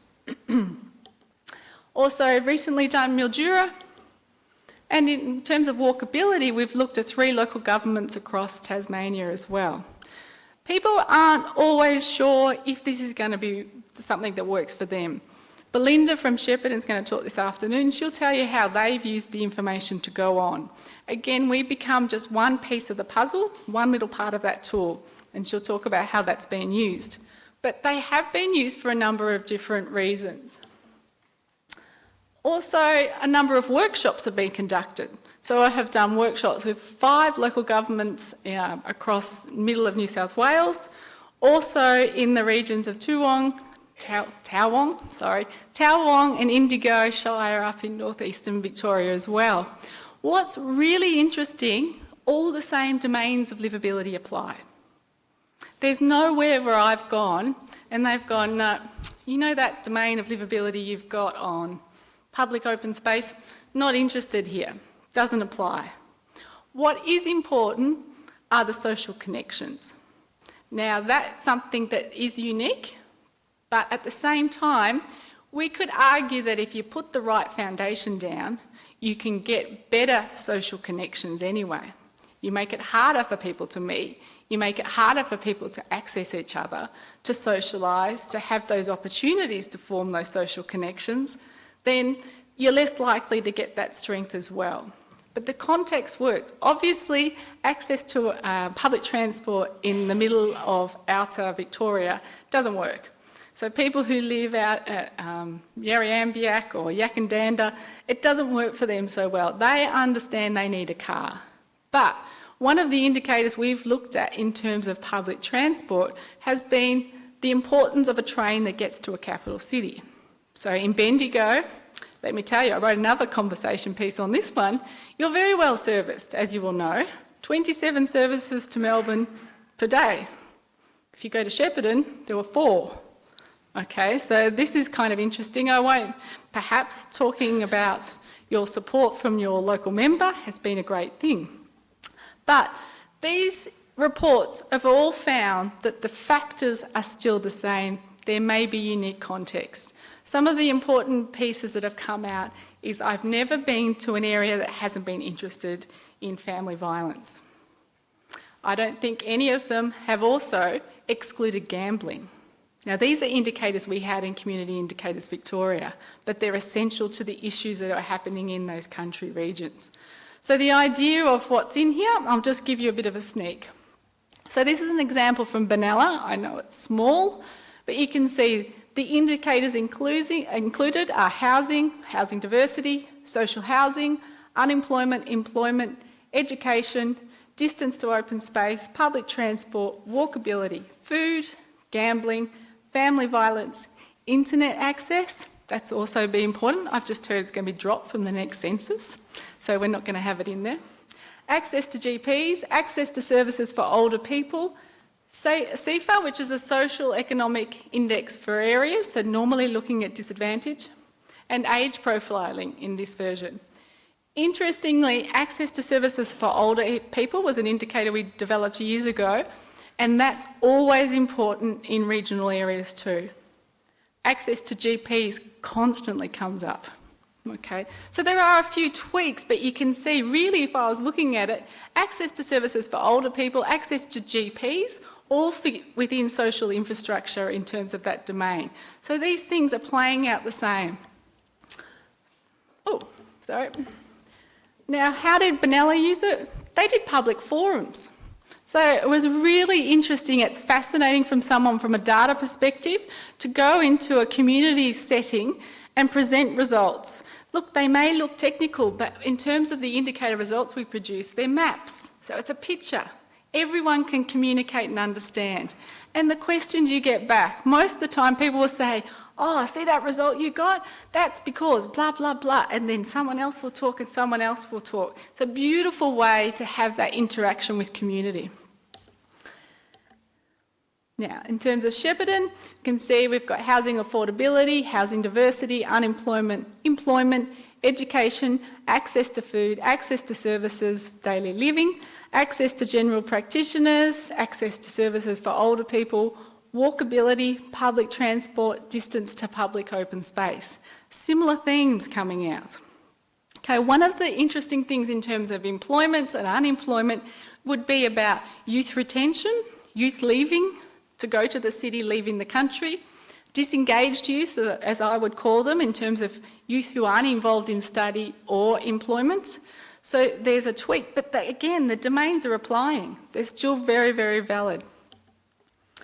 Shepparton went on to develop a 10-year public health program, public health plan, based on some of those results. And you'll hear from Belinda about that. But amazing that you could take this evidence and sitting in a meeting in in Shepparton, with a number of councillors and the conversations that were happening with part of their advisory group were just amazing. And looking at the results on the map, you could see that there was the possibility of the town of Shepparton becoming a Melbourne.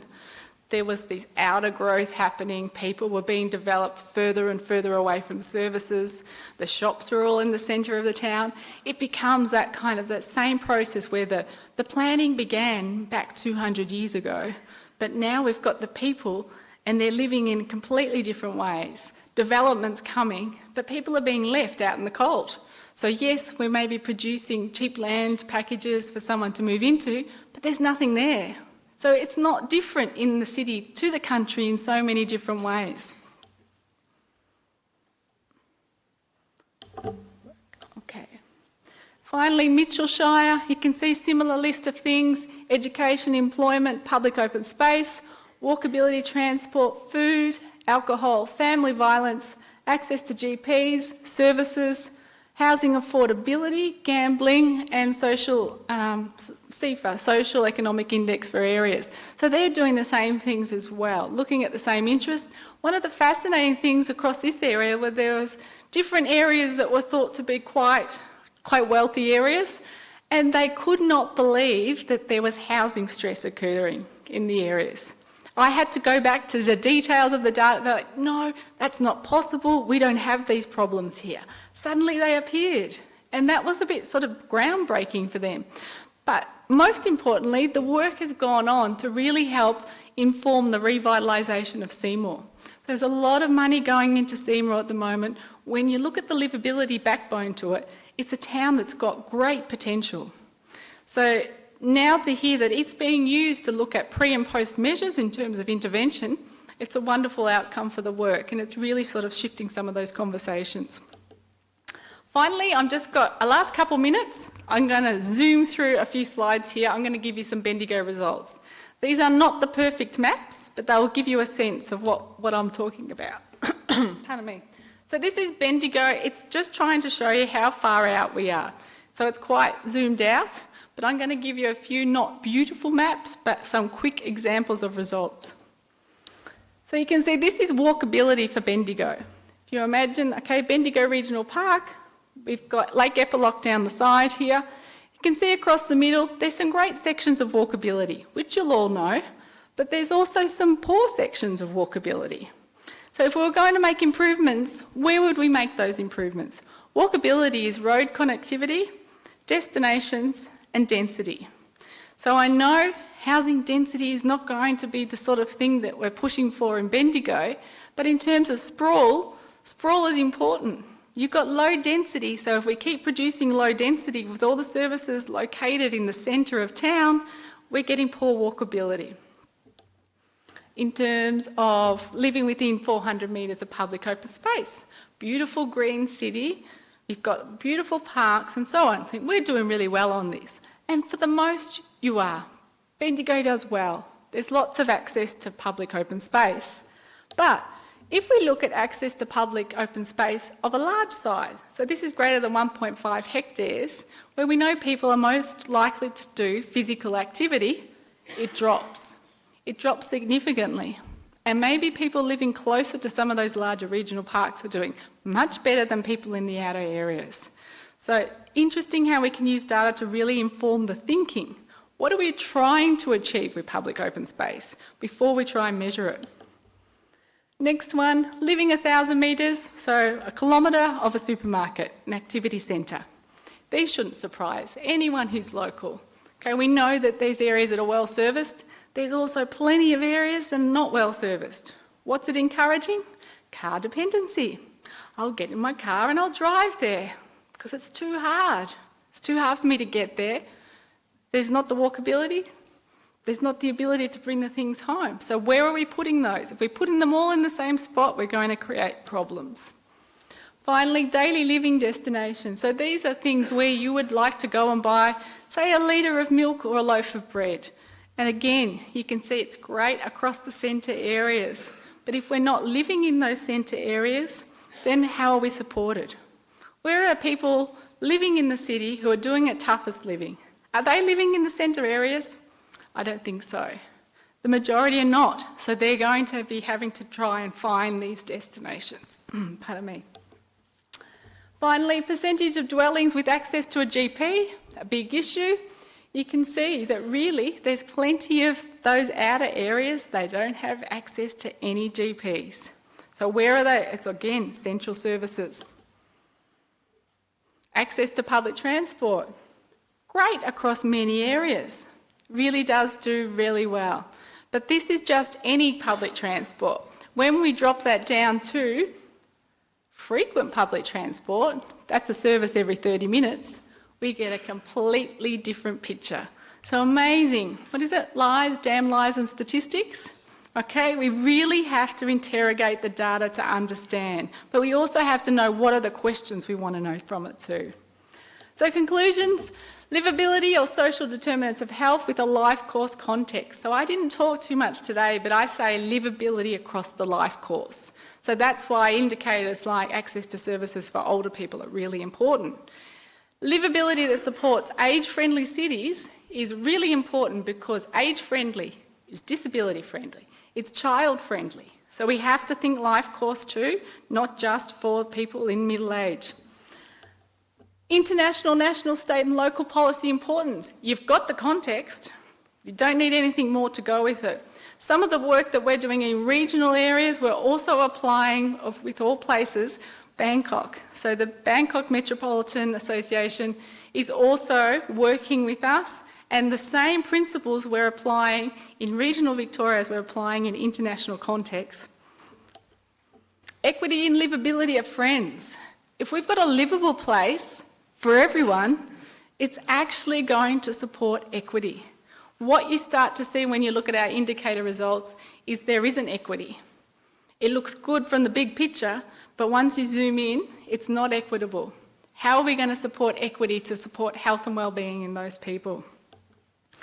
Indicators are essential and support effective public policy.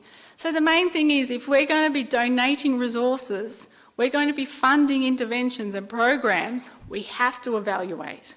We also have to use evidence to inform those decisions and understand the impact of those decisions afterwards. It's very easy to create programs. It's much harder to spend time to actually develop really effective ones and understand what works and what doesn't. Livability is not the focus of one single portfolio. This is the factor in social determinants of health. Most of the best work that is health promoting doesn't happen in health. You know, we need people. We need to have cross partnerships. We have to have internal cross partnerships, and we have to have external cross partnerships. We have to work together. The more we work together, the more impact we can create. Livability applies across areas and even nations. So yes, there are similarities. You cannot say to me that's an urban context, doesn't apply in a regional area. I'm yet to meet a regional area that says that's irrelevant to my work. It really does, but it's understanding how. And that's where, again, we become a tool that we can work with people. Tell us what it is you want, and we can think of ways. You know the context, we know the methods. Together, we can do beautiful things. So that's all. Thank you.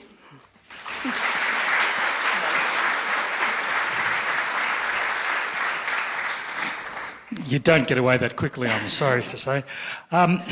Just before we start, how can people who are interested access some of that data that you've got up there? So we're hoping that February next year we'll have an official launch, and that's what we're working towards at the moment. Really, I was talking to Claire and Catherine on the train on the way up. I said, we've got probably plan A is we hope we get some nice funds from the ARC and we can really supersize things quickly. If we don't, which you always have to have your backup, then we're going to be working slowly. What we've produced at the moment is something that's nearly like a spare time project. It has been developed on the smell of an oily rag, but I just know we need to do it, so we will keep working. But we definitely will have something in February. Okay, but nothing at the moment? Not at the moment. Okay, sorry folks. We'll wait till February. So bated breath. I've got a number of different questions. In fact, you've actually answered a few, and I think from some of the questions are not quite relevant to the sort of technical study that you've done. They're more general. But one of the ones that I'd be interested in hearing your response would be, where's it gone? Where do gender, disability and culture come into these domains? I would love to do that. I'll start with disability, actually. So, colleague Anne Kavanagh's professor at Melbourne Melbourne School of Population and Global Health, where we were previously based. So I'm an associate investigator on a Centre for Research Excellence on Disability and Health. So Anne is leading a full research program. It's brilliant because I've always wanted to create disability indicators, but they're creating the disability indicators now. As you can imagine, there are so many holes, so many gaps, so much more work needs to be done. But whatever disability indicators created through that, they're going to be housed within our urban observatory and made available for the public. The rest, gender, we can only do one thing at a time. I cannot express how much work it is to do one little piece at a time. I sympathise and understand. Just on the same line, do you have indicators that are specifically relevant and important to Aboriginal people? Listening to Anna earlier, that is a huge piece of work. They don't just kind of pop up and then you pop them in. It's a lot of work of actually working. They cannot be defined by academics. They need to be defined by the Aboriginal people themselves. It is something that I'd love to see happen. Every time that someone's approached me about it, I haven't gotten involved because I think it's not been designed to be done appropriately. If it was done appropriately and we could help with that, I would be open to holding them. Okay, now before I go back to Slido, has anyone in the audience got a burning question they'd like to ask? I'll give you 5 seconds. 4, 3, 2. Thank you. How would you advise local government to balance collecting data with collecting community perceptions, e.g. on access to supermarkets, that sort of thing? So I think I really do sympathise for local governments, and that's part of making this available, is that I know that CIV was previously in Victoria really well used. We didn't have neighbourhood level information. So the whole point of this is to build capacity so that you don't have to have a whole team of people that are doing this. It's to make a resource that's being used for those purposes. Public need to be engaged in all forms of decision making. I've currently got, if anyone wants to do a PhD in public engagement and citizen engagement and participation, I've got one up at RMIT. Claire was a co-supervisor on it. There's a scholarship that we could apply for, because I just think it's not done well enough. You know, we have these standard methods that we're using that are a bit like some of our planning guides, that, you know, we're using some 18th century kind of planning methods that we need to move further into the future now. So I think that it's a conversation that needs to be held. One of the best things is that indicators can be used to start a conversation. And I think starting that conversation and not knowing that what we're going to talk about is harder. But if you're able to bring these pieces of information up and get people talking, in my experience, it's really, really valuable.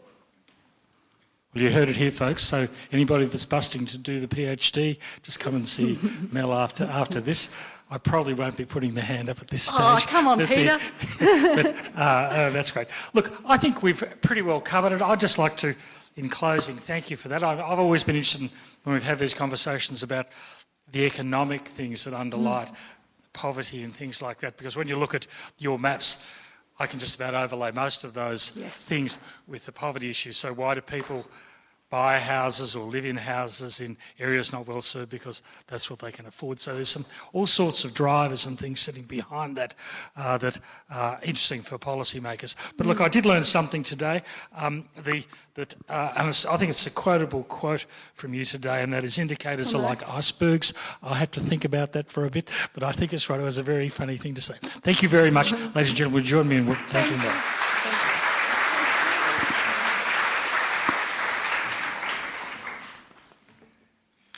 Just changing over the water. Ladies and gentlemen, I'd like to introduce our next speaker, Naomi Gilbert. Naomi is a Senior Coordinator, Health Built Environments at the Heart Foundation.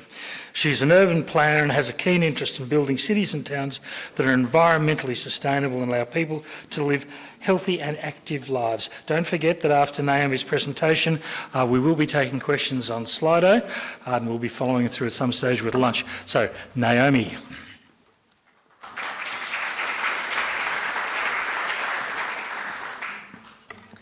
Hello, everyone. Oh, good, slides are up. So thank you for having me today, and a big thank you to Julian for organising today. So, I work at the Heart Foundation. Our mission is to prevent heart disease and improve the heart health and quality of all Australians through our work in prevention, support and research. So we're not-for-profit, and we're an independent advocacy body. So unfortunately, heart disease remains the leading cause of death for Australians. In 2017, 18,590 men and women lost their lives. So that's 51 Australians a day who are still dying of heart disease, and that's a real problem, really. So the main risk factor is physical inactivity. Physical inactivity is estimated to be the main cause, and it's causing 30% of heart disease worldwide. In the developed world, 80% of people live in urban settings, and so 90% of our time these days is spent indoors. The built environment has now become our natural environment, and this has a profound influence on our day-to-day health and long-term health as well. So how much exercise do we need to do? How much is enough? We recommend adults need at least 30 minutes every day of the week. For children, we say up to an hour of moderate to vigorous physical activity every day. That's just to maintain basic good health. This diagram here is from our Sit Less, Move More program. So it's basically showing you what a general 24-hour day would look like and how sedentary our lives have become. We might get up in the morning and do a little walk, then we perhaps sit in the car and we drive to work. We sit down on our computer to do work. We generally sit down and have lunch.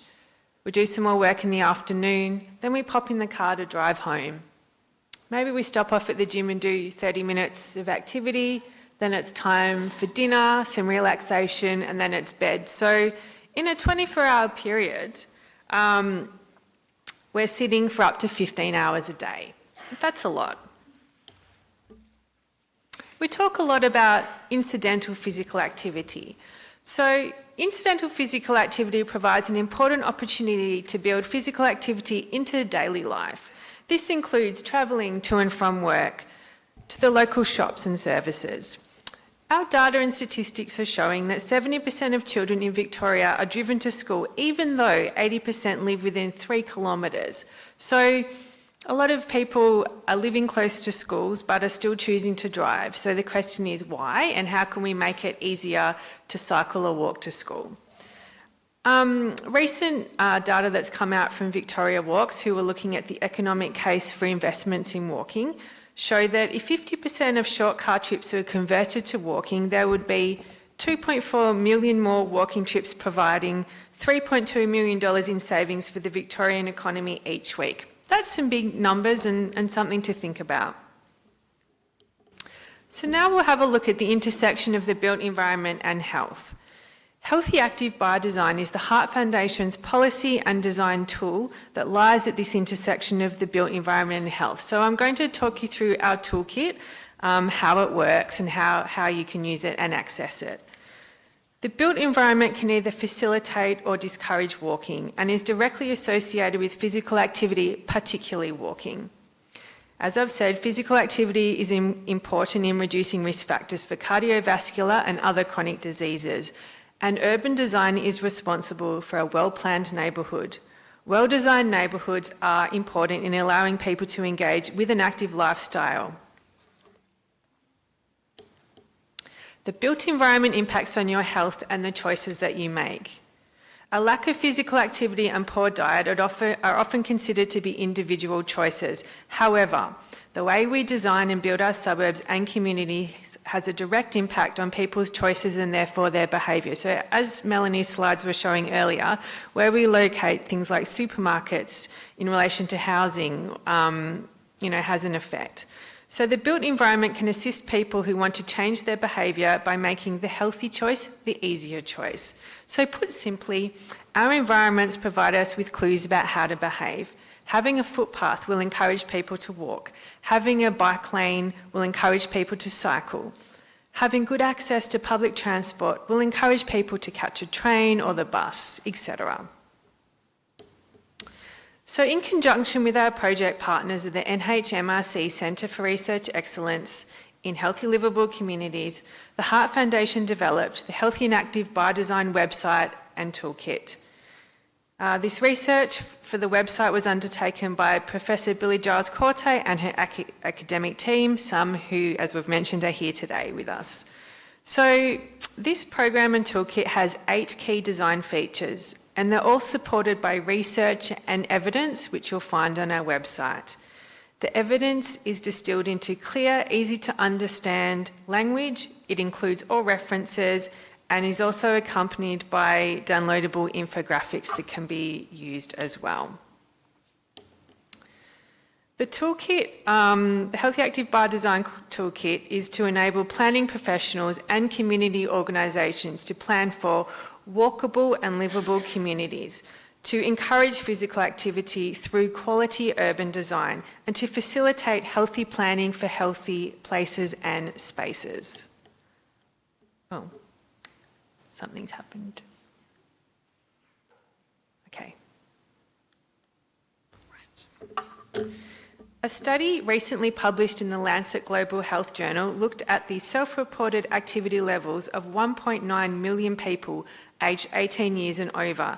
The report revealed that 30.4% of Australian adults do not reach the recommended levels of physical activity to stay healthy. Again, that's of concern to us. Okay, so here are the 8 design features for the Healthy and Active by Design program. They provide and create a framework. I've got some little booklets that you can pick up later. And so the way it's split up, we look at public open space, we look at community facilities, we look at buildings, we look at destinations. So again, where are people trying to get to and how are they going to be able to get there? We look at movement networks, we focus on housing diversity, we talk about a sense of place, so a sense of community, and also healthy food. So again, back to accessing healthy food.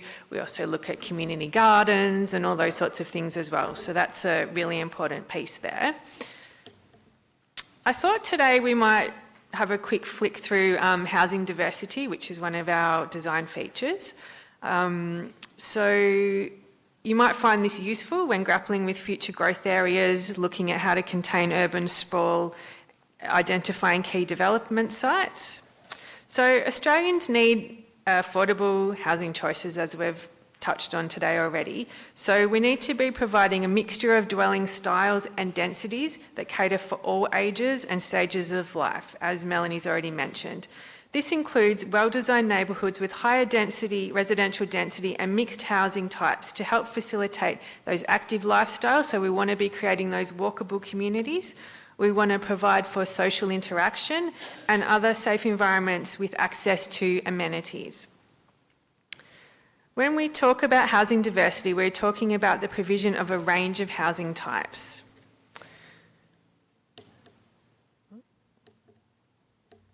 How do we go back? Okay. So what I wanted to touch on is this idea about ageing in place. So a diverse neighbourhood has various different dwelling types and sizes, usually achieved by offering a wide range of lot sizes and promoting a variety of building forms. So it's about providing a little bit of everything. So by providing greater housing choice, developments can meet the housing needs of an increasingly diverse range of residents and household types. So we want to be providing for young families, we want to think about professionals, we also want to think about retirees and also people with disabilities. So we want to be looking at the whole population and the whole community and making sure that we're providing for everybody. A diversity of housing types is more likely to meet the changing housing needs of people at all these different stages of life, thus allowing them to relocate when their circumstances change without having to leave their neighbourhood, which is great because people build strong community bonds and it's important and useful if people can stay within those neighbourhoods. We know that we have an ageing population and we know that this is becoming a megatrend. So as people age, their first preference is often to continue living in their familiar neighbourhood. So again, this is known as ageing in place, where they already have friends, they have well-established support networks, and providing housing diversity can really assist with this. So for older adults, housing that is safe, affordable, well-connected, and higher density encourages active lifestyles. It encourages social interaction and a safe living environment with nearby amenities for those daily living needs, all crucial for a healthy way of life. Okay, so now we'll touch on design. The design of housing can have a positive influence on its surroundings and inhabitants and can lead to safer and a more engaged community and healthier lifestyles. So this can be done through the provision of dwellings that are designed to engage with the street and adjacent to open space.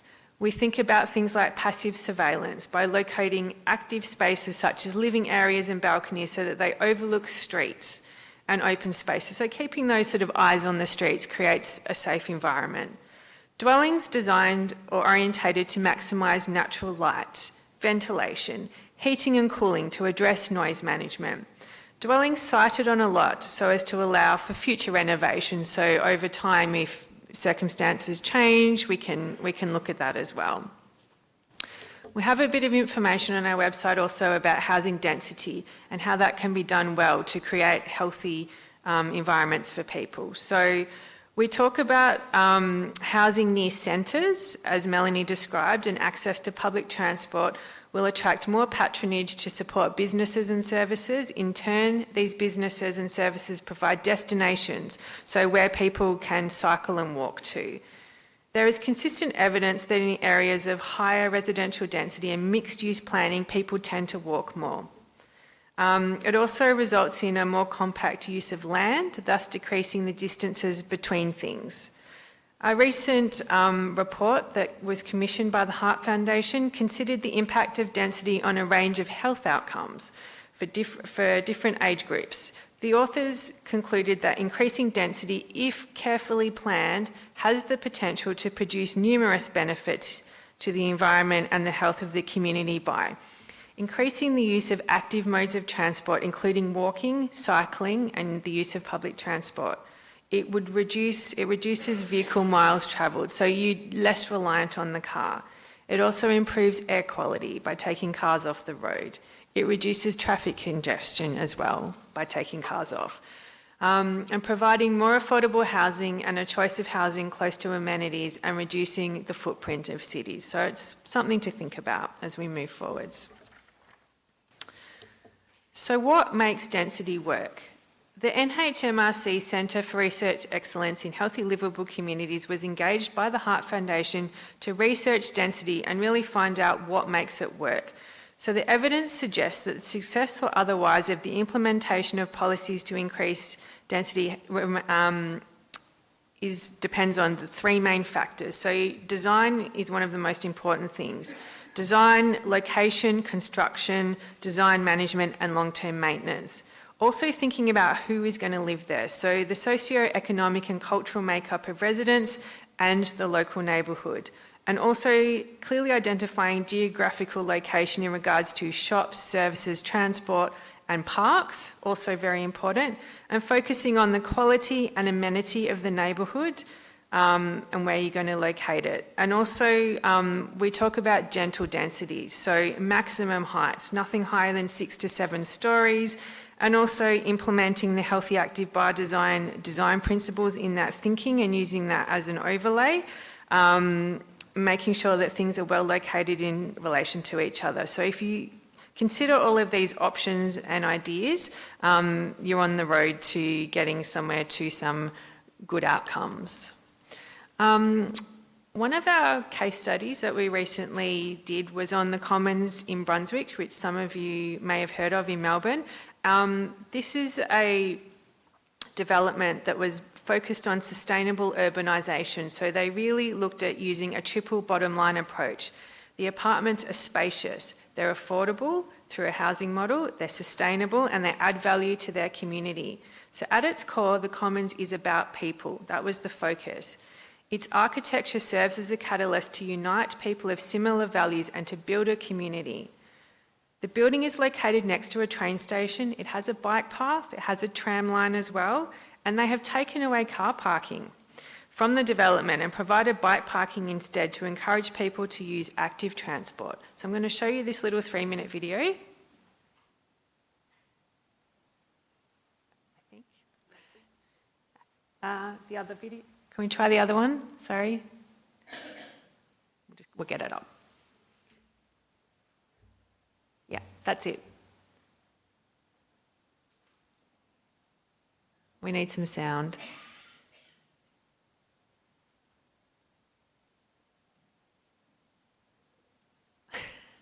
We'll get there.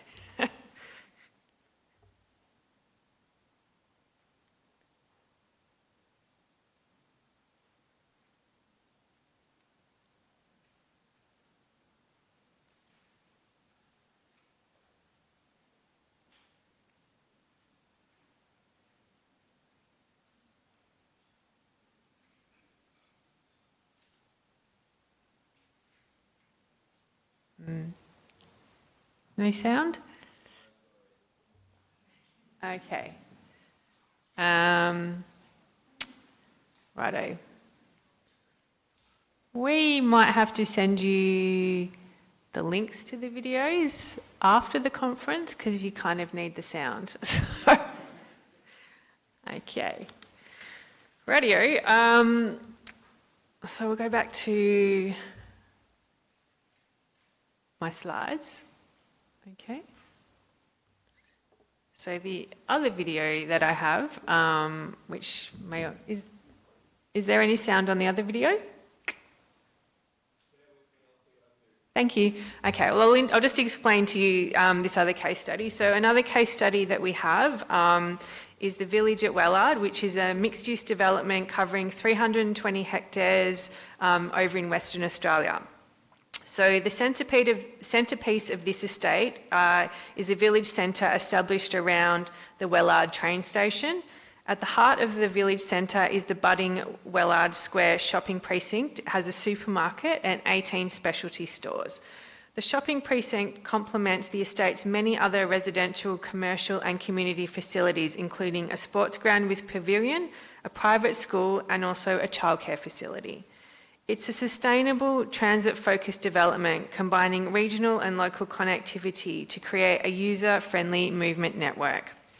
The community's clever design ensures most residents are actually living within an 800-metre radius of their Wellard train station, and the inclusion of shops, public open space and schools mean all residents have access to required amenities. This project was a joint project between Peat Limited and the local housing authority. I'll just check how we're going. How are we going? Pardon? Not yet. Okay, not yet. Okay, I'll continue and then when we get some sound happening, we can come back. Or we can send you the links later, okay? Because they're worth watching these videos, they're quite interesting. Okay. Alrighty, so Healthy Active by Design, we also have a checklist tool. So with those 8 key design features that I was describing before, we have a checklist tool that goes with each of those. So that's giving you a framework when you're trying to assess developments or figure out if things are moving in the right direction. You can kind of, it guides you to tick things off as you go along. So it's been based on the evidence from the program, and we're going to have some copies available today. So with the workshops that we're doing this afternoon, you'll be able to bring this in as a tool and a guide in there as well. And also we recently used this checklist tool. After lunch, James Mant from the Department of Planning will be talking about the 20-minute neighbourhoods pilot project. So the Heart Foundation was a key partner in that project, and we used this checklist tool to help assess those key pilot sites. So James will talk you through that this afternoon. I won't go into that too much now, but you can also download this checklist tool from our website. So that's the one on housing diversity. That's what movement networks look like. Okay, so as well as projects such as the 20-minute neighbourhoods pilot project, the Healthy Active by Design model can be used for developments such as this one in Melbourne, which was called Salandra Rise. It was designed to offer everything that residents needed from home. So work and leisure, all within that walking distance. So again, sort of looking at that 20-minute neighbourhood model around being able to access things easily via walking. So this has included schools, retail and community centres, health and childcare services, local employment and aged care services, as well as open space, parks, playgrounds and walking tracks. The early delivery of key infrastructure was vital to the success of Salandra Rise. It was planned, designed and developed with an absolute focus on health and the well-being of its residents, and this includes access to diverse and affordable housing as well as local employment. So currently more than 2,500 people live at Salandra Rise, and this housing development sold out very quickly because it had a focus on health, and that was something that really interested people. Our Healthy Active by Design website also has a series of case studies. So this is national. We've got case studies from all around the country, and this can give you some information, inspiration, and also just let you know sort of what's happening around the country with other local municipalities. And you can search on things and or contact us if you're looking for specific information. So the key messages really are that the built environment impacts on your health and the choices that you make. Incidental physical activity provides an important opportunity to build activities into daily living, such as travelling to work, school and local shops and services. A lack of physical activity and poor diet are often considered to be individual choices. However, the way we design and build our suburbs and communities has a direct impact on people's choices and therefore their behaviour. Our environments provide us with clues about how to behave. Having a footpath will encourage people to walk. Having a bike lane will encourage people to cycle. Having good access to public transport will encourage people to catch the train or the bus, etc. Gentle density is required near centres and public transport hubs to attract sufficient patronage to support businesses and services. So for more information, that's the link to our website. If you want to keep in touch with us, we have a newsletter that you can sign up to that comes out every 6 weeks, and we also have a LinkedIn group. I'm not sure that we can show the videos at the moment, so we'll just wait for Peter to come up.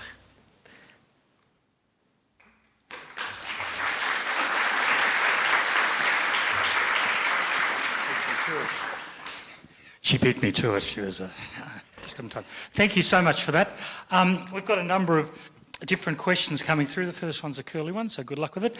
Heathcote is looking at creating an age-friendly town. Average age is high 50s. How does this apply in a small town compared to a big city, because there's less density? Yeah, it'd be similar principles really, and actually the Heart Foundation is just about to embark on some new work on age-friendly cities, so watch this space. But yeah, it's the same principles. So the whole of Healthy and Active by Design is about designing for 8 to 80-year-olds, so the same principles apply. In terms of density, it's about, I'd really then sort of focus on destinations. So where are people trying to get to and how are they going to get there? So it would then be sort of focusing on, well, do you want people to walk? And if you do, start mapping the pedestrian access, start looking at safe road crossings, make sure that you've got footpaths down where you want people to walk to. So it's about really, thinking about accessibility and destination. So if you focus there, density is not really an issue, I don't think. Okay. There's a question here that I'd actually like to add a rider to it. What are some of the barriers in state planning policy to creating healthy food environments, and how do we address it? Well, I think my rider is more generally, how do we actually really nail this one of getting people to eat differently? So I'll leave that to you. How do we get them to eat differently? Okay. Yes, how? Okay, well, it's fairly multifaceted. So you've got to start looking at the provision of food is one area. So where are your supermarkets? Can people get there? What's the food choices in areas? So if you're in an area where you've just got fast food outlets and you've got no access to fresh, healthy food, then one would assume that that's what people would be eating. So that's really where local councils come in and start doing some modelling and attracting the sort of businesses that they want to have in their areas. And in terms of what people eat each day, that's a personal choice, and that is, there's a lot of guidelines that the Heart Foundation has around what we recommend and what we don't recommend. But I think at the crux of it, it's really about access. You want to be making sure that it's easy to get and purchase, healthy food, and cost comes into that as well. But that's why there's things like community gardens and food hubs and all sorts of things like that. So there's some information on our website. Should we have a tax on sugar? Maybe. Can see how brave she was. Okay. I don't know if anybody in the audience has got a question they'd like to raise. And I'll give you once again 5 seconds to hand go. One, no, 1, 2. Okay, that's good. I think one of the things, what are the current trends around in terms of health, like sort of heart disease and things like that? Is it on the up, or is it on back? Are we getting better at it, or are we getting worse at it? We're not getting better yet. we've still got a long way to go. So that's why this is still a big area of key interest for us, and why personally I really work on this built environment space, because as I showed before with that diagram, we've become a very sedentary, our lifestyle has become very sedentary. So, and the way that work is set up is generally, a lot of people have sedentary jobs. So we want to really focus on this incidental physical activity model, where you're walking to and from things or cycling to and from things as part of your daily life, because the more we become a car-based community and the commute is in a car, and the longer those commutes become, the less time we have to walk and cycle or do sport or spend time with our family, kicking a football, et cetera, et cetera. So, I think it's, How much of this is about modal change, getting people out of their cars, which, to be perfectly frank, I don't know if you've read my book, but it hasn't been successful. Yes, All my life I've been working on trying to get people out of cars, and it's just getting worse in Melbourne. 75% of people go to work by car with only one person in the car. Yeah. Now that's pretty diabolical. To me, have you got anything to add about? Because to me, I think the solution's always been about land use and location of things. Has the Heart Foundation been looking at those sorts of issues in more detail? Yes, and the only way to get people out of cars is to provide a really easy other option. So and as you probably noticed at the moment, there's a lot of investment and work going on freeing up the train system and getting some more trains on and those sorts of things. But it's a whole system approach. So it's about providing good bus networks, reliable ones that come on time and get you to where you need to go, making sure that our train system has capacity. So as we're building and building, more and more people are coming, the transport system really needs to keep up with that. And then you go to a more local level and you start looking at things like your 20-minute neighbourhood models and making sure that services are located close to where people need them to be, and that you can cycle and or walk there. So it's really about, the land use planning is there's the macro and then there's the micro, and then there's your public transport system that needs to sit in under that. So it's quite multifaceted, and all those bits and pieces need to work together and fit together really well. And I think if we can do that, then we're well on our way to becoming less car-based, because we've provided really easy options for people to move around that are not the car. Yeah. All right. Well, I think that that might cover it off. We're a little early, which is most unusual, but I think we're... Oh, hang on. Sorry? Yes. Hang on. No, you're an organiser. You can't ask a question here. Julian. Can I ask you another curly question, Naomi? Sure. You touched on Salandra Rise there, and I've been reading about how the outcomes haven't been as good as expected because people are still having to drive a ridiculous distance to get to work. So the question is twofold. It's kind of, what have we learnt from that? Yeah. And has it improved? Is there things they've done to actually address that locally? Yeah. I think what we learnt from that is that the early provision of public transport is one of the most important things. So I think the problem there was that there was a proposed train station, I believe, and then all the development happened and that train station took a very long time to get there. And so then what happens is, if your transport system's not there when residents come, they will drive because they have to. And it's very hard to change people's behaviour. So once they are used to driving to where they need to go, that's kind of what they're going to do. So what we learnt is that land use planning and transport planning really need to work very closely together, and the sequencing of those delivery models is really important. Yeah. Okay, well, thank you very much. I think that everyone's got the opportunity of having lunch now, which I'm sure nobody's ready for. Thank you so much today. That was very, very good. Thank you.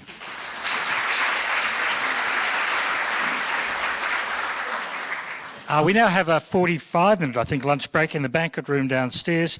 Can you all be back here at 1 o'clock on the dot, please? So about 5 to start coming in, so we can have our session, and then we'll break into separate groups. Thank you very much.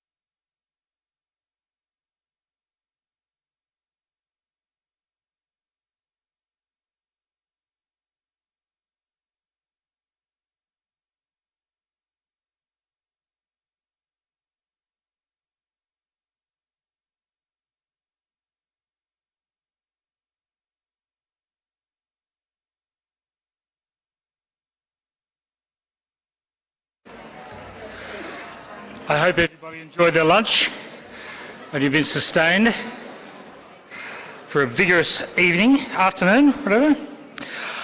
We've fortunately got our sound back on, so what we're going to do is just show Naomi's 2 videos. We won't be talking to them as such, and then we'll be asking James to join us after that. So let's see if we can get Naomi's videos running.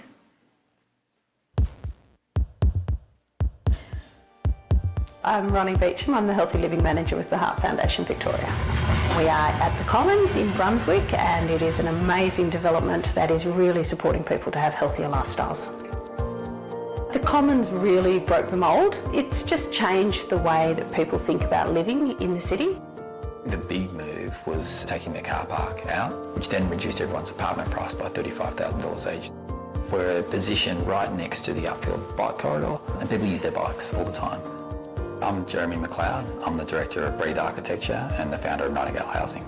My office is here, I live here.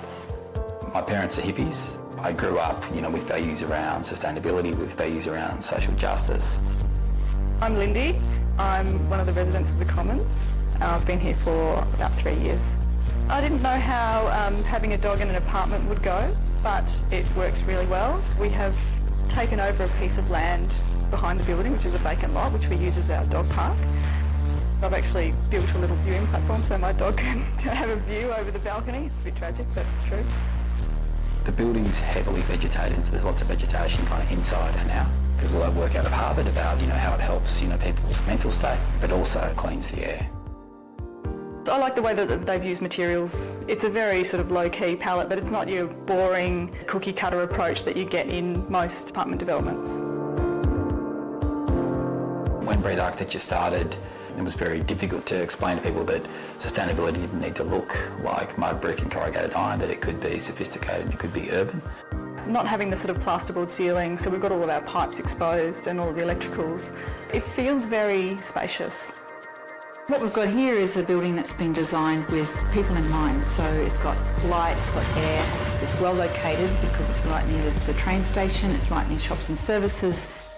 As much as I like to think that the Commons is great because of the architecture, I think that the Commons is great because of the community. And the laundry is probably the most successful part of the building in terms of building community. When you're washing your smalls together with someone, it doesn't take long to kind of break down the social barriers. People socialise together, we have dinner on the rooftop together. So we've got this great productive garden on the roof. People grow tomatoes, herbs, basil, super fresh food, but also it's just the act of going outside to go and do that.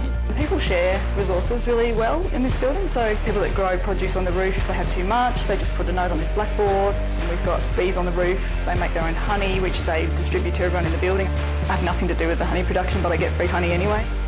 These are the things that make the community great. We're all trying to help each other and work together without being too sort of hippie commune about the whole thing. The Commons really can show us that there is a way to live in the inner city, to be really active and engaged in your community. It's got rooftop gardens, it's got laundries where people interact. That's a building that's actually designed for people.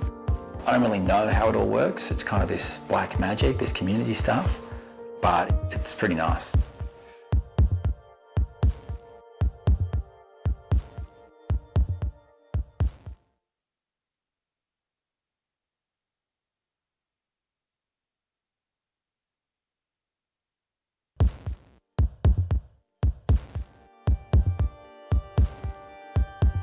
I'm Alicia Kelly and we're in the village at Wellard in Western Australia. It is a beautiful place to be and my home. We've got a school that's really close for the kids to walk to, which is great. I want to make sure that my kids have an active lifestyle and in this community they can do that. Wellard Village, it's a terrific example of healthy active by design principles in practice. I'm Trevor Shilton, I'm Director of Cardiovascular Health at the Heart Foundation. We chose this village particularly because there's a train station right in the middle and I work in the city. We know that people who take public transport get more steps. In fact, a third of public transport users achieve the 30 minutes of walking they need a day just by getting to and from their public transport. It's so easy to get to work every day, walk down the street, get on the train, catch the train into the city, get that downtime reading on the train and come home and know that I can get off the train, get bread and milk and walk back up the hill and I'm home. People get active by walking and cycling to get to places, but they also choose to be active for recreational purposes. I wake up every morning, I can hear kookaburras and it makes you want to go outside and go for walks. We can take the kids to a park that's got a scooter track. We can have fantastic experiences as a family outside and teaching them that electronics are not always the best option for play for kids. Wellard has a really big range of product types within the project. So within the town centre is some apartment offerings, and then as the project radiates out, we've got a mix from cottage lots right through to large traditional lots. Housing diversity is important for a number of reasons. Not everybody needs a 4-bedroom house on a big block. But the other thing that diversity of housing creates is density. And that density creates nearness, it creates surveillance. People can see what's going on. It's kind of like a global form of neighbourhood watch. I actually run 5.5 Ks at night. It's all fully lit.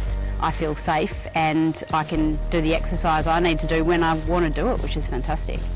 People who walk 30 to 60 minutes a day are 35% less likely to die from heart attack. When I had my children, I put on a lot of weight and that became very frustrating for me.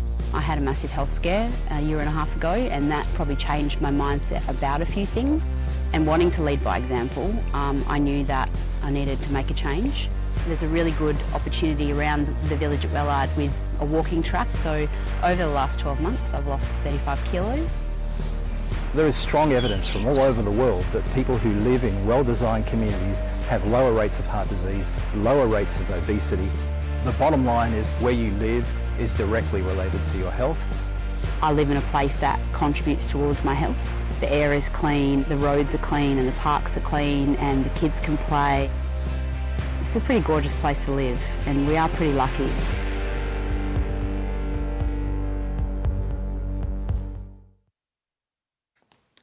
So we promised you that you'd get it, and we got it, which is good, so thanks to Naomi for that. Our next speaker is James Mant. James is a town planner with 20 years' experience. He's currently manager of planning projects at the Department of Environment, Land, Water and Planning, or DELP if you like. And he's really in charge of the 20-minute neighbourhood policy implementation.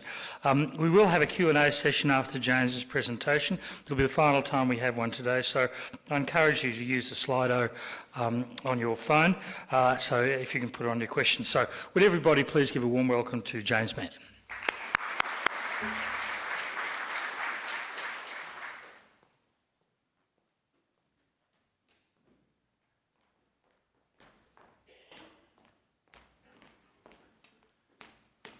Bit of a trek. Hi everyone. So actually we're going to use your phones with another app, unfortunately, so you can flick to something else hopefully. If the tech guys can just click on the instructions, I haven't used this before, but it's a bit of an interactive way of doing stuff.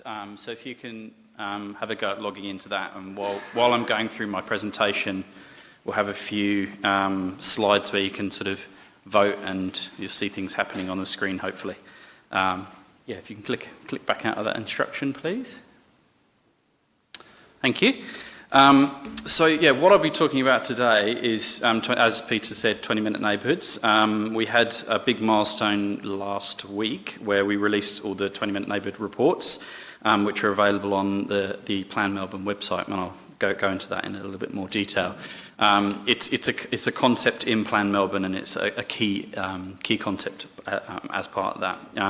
There's been a lot of interest. There was an article you may have seen in The Age last week about it, but what I'm going to do today is tell you how we got to this point, what happened post Plan Melbourne, what we did as part of the pilot, and then talk about what I see as the roadmap. I tried to call it a walk map, but the Minister wasn't so keen on that, but roadmap for government to implement this more widely across Melbourne. So I think I've got one, here we go, I've got a test question. See how you go. I'll give it 30 seconds and we'll hopefully see. Oh, here you go. Yep. Cool.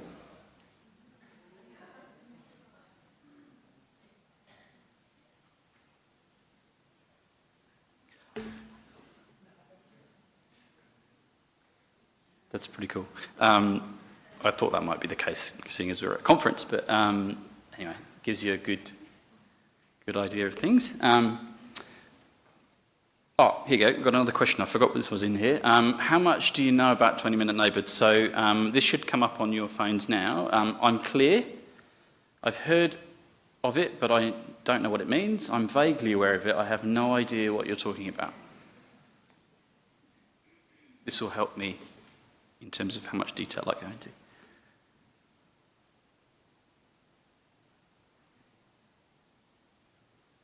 That's great. So there's quite a few people who know about it, but I have to go into a little bit of detail. That's right.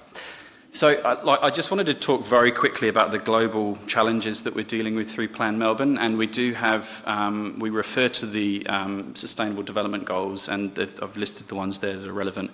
But I did want to point out that the Lancet released this report into global epidemic on obesity and undernutrition, and they specifically said that we need densification in neighbourhoods and neighbourhood scale interventions to create mixed-use environments with a range of destinations which people can easily walk to and cycle to.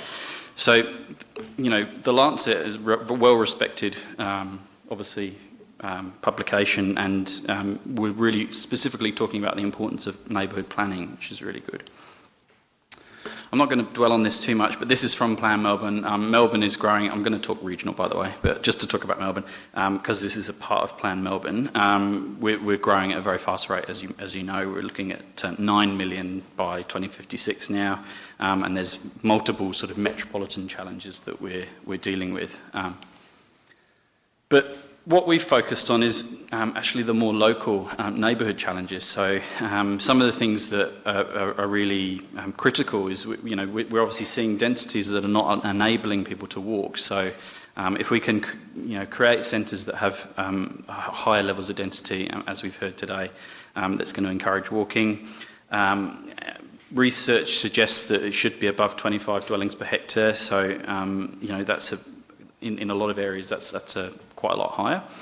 But there's issues around physical and mental health, as you probably have already heard, social isolation, public participation in local decision making is not particularly high. We're seeing quite entrenched car dependency, and some of the neighbourhood centres, the smaller centres, are seeing a lack of investment because there's been a real focus on the bigger centres. So in terms of its origins, I'm not going to go into too much detail, but in 2012, when Plan Melbourne, after Melbourne 2030, there was a discussion paper, and that was the first time really this idea of 20-minute neighbourhoods came into the planning system here.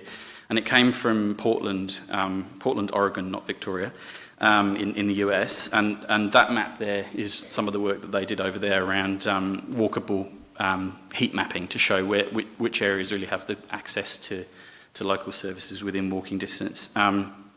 So it really first appeared in 2014 version of Plan Melbourne, and then following that we had a refresh in 2015, and there was, from that work basically, there was very much strong support for the concept, but it was, what do you mean by it basically, and how do we implement it? So through the refresh we've tried to strengthen it, we've defined it, and now it's actually embedded into Plan Melbourne through a principle, so that means it goes through the whole plan, it's just not one particular area.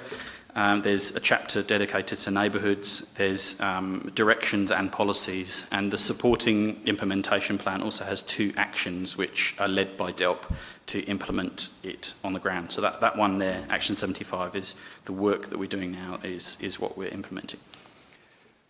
So, what is a 20-minute neighbourhood? So basically when we did the refresh, we came up with a definition, and we did that across government with multiple agencies. We also had councils involved, and really it's the concept we're talking about is living locally. So it's the ability to be able to do the things that you need on a daily basis locally, if you can.